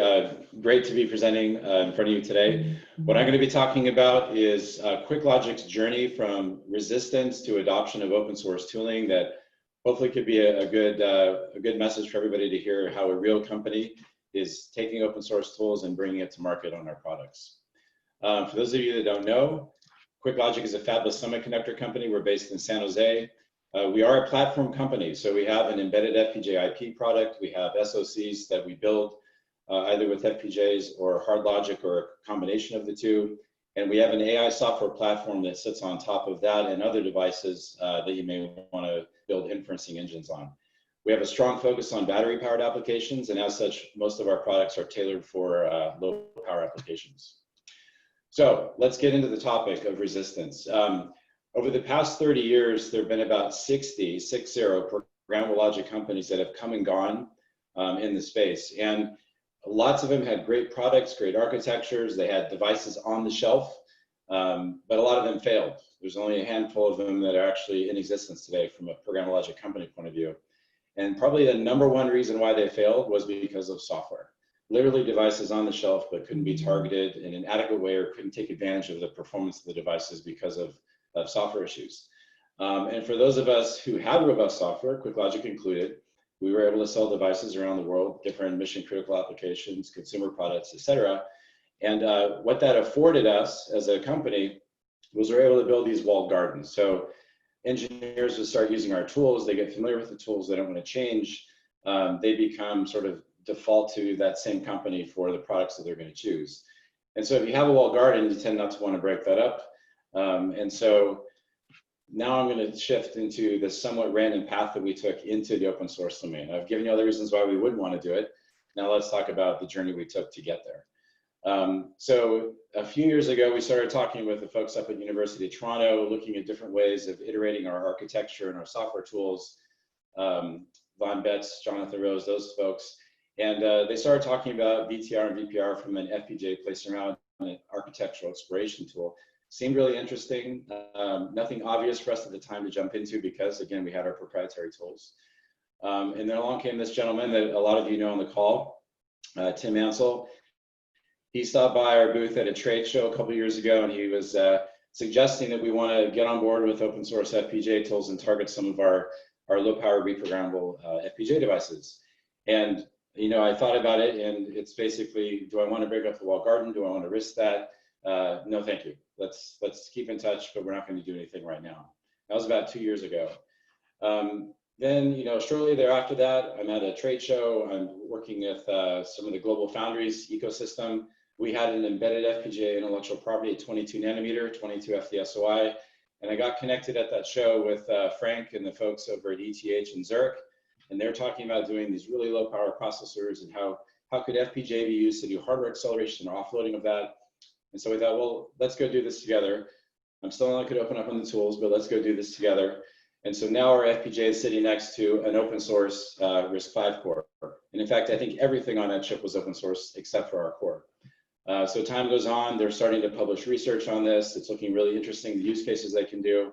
And then I got plugged into Pierre-Emmanuel and Qifan Tong at University of Utah and what they were doing around sort of the automation of the creation of FPGAs with the OpenFPGA product or software. And that started opening our eyes a little bit more into what open source tooling could actually do for a company like us, considering, you know, again, we're coming from this walled garden approach. So then, so lo and behold, we reconnect with Tim Ansel, and he said, you know what, here's what you need to do. You need to go to France and you need to go to the OR conference because I think you're going to like what you see there. So our CTO and I, we booked flights and we went to France sort of on the last minute, and we were blown away by the quality of the tools and all the innovative work that's going on in the open source ecosystem. It was a great conference. And actually they talked about the Arnold chip there from ETH in Zurich. It really opened our eyes as to the quality of results that the open source tooling is getting, especially as it relates to FPGAs. And bear in mind, at this point in time, none of the FPGA companies are actually willingly giving information on the architecture. It's all being sort of deciphered and broken down from really intelligent people in the community. And that got us to thinking, if this is so good and they're doing it with basically one arm tied behind their back, what would it be? What would it be like? What would the quality be like if people were actually opening up that information from a company point of view? And that really got us thinking that there's something there. And again, that was taken from that OR conference. So right after that, we came back, we powwowed, and we basically said, you know what, we need to do this. And we don't want to just dabble in this. We really want to make that leap of faith, and get in there and adopt this whole open source FPGA tooling for our devices. And so that spawned off a whole series of events, with collaboration with Google and Antmicro, all under this umbrella now of the QuickLogic Open Reconfigurable Computing Initiative, or QORC for short. I like to think it's disruptive to the programmable logic space, because no company today in the FPGA space is actually willingly contributing the architecture information needed to actually build tools optimized for that architecture. So we're opening up information, we're collaborating on the tool side, and putting out basically whole suites of software and hardware products so you can actually target architectures. And that's full RTL to bitstream, so you can go all open source.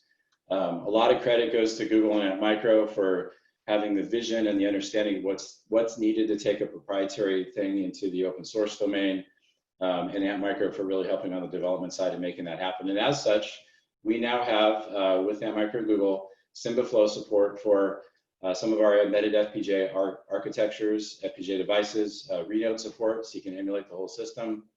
And then after that, we started saying, okay, well, what else can we do? Let's launch open source hardware boards on Crowd Supply. We just shipped a few hundred boards, I think this week, on Crowd Supply to fulfill a campaign order.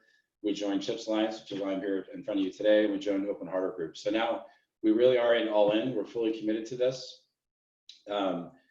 And I think now is just the starting point of what you're going to see from companies actually willingly participating. And I'm talking about more than just acknowledging that the community exists and they have boards you can buy. I'm talking about actually putting information in the open domain so that people can make tools better for the community. So just to close that out, I think the persistence, particularly of Tim Ansel, and the passion of what we saw at the OR conference in France, the tools are ready for prime time, the quality of results is there, especially for densities that our devices support. And I think we will see in the not so distant future this point at which these tools are the norm to use for programmable logic and not the exception. And resistance is futile in this case, so you should get on board. And if you're interested in QORC, this is the only plug really I'm going to give for detail. Go to the website, all the documentation, the code, the software, the dev kits are there, and have at it and give us feedback. Tweet it, put it on the forum. Our aim is to make it better. So thank you. Thanks, Brian. I just had a quick question myself.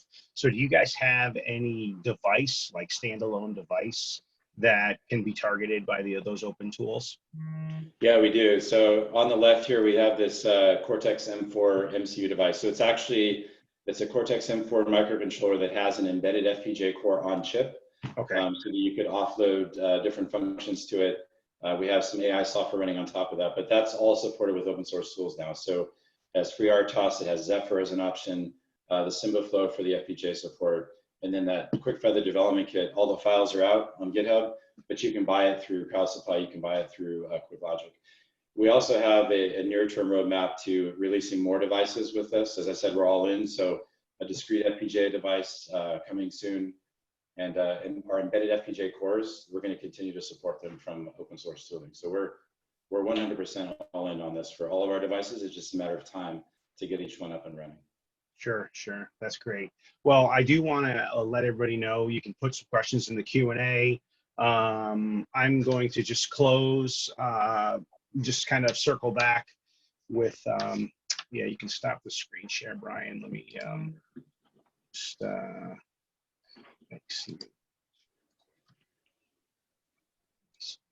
share the screen and just sort of summarize. So I do really want to thank everybody for all the time that you invested with us today.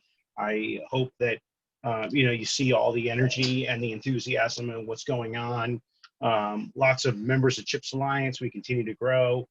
eFabless was the most recent organization. QuickLogic has recently joined as well. So, just really excited about, the growth, the potential, where we're going. These, again, are some of the different work groups. So if you guys have interest, if you want to sort of see, hey, what's been happening in the last 12 months or so, just after the organization got up and going, we, again, have the annual report.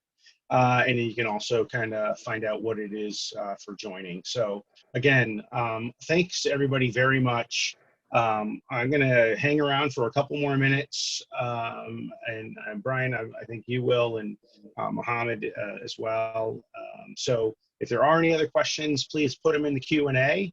And other than that, thank you. I will be posting all the presentations in a box folder, and we will also be sharing the link for the recording. Great. Yep. Thanks again. Thank you, everyone.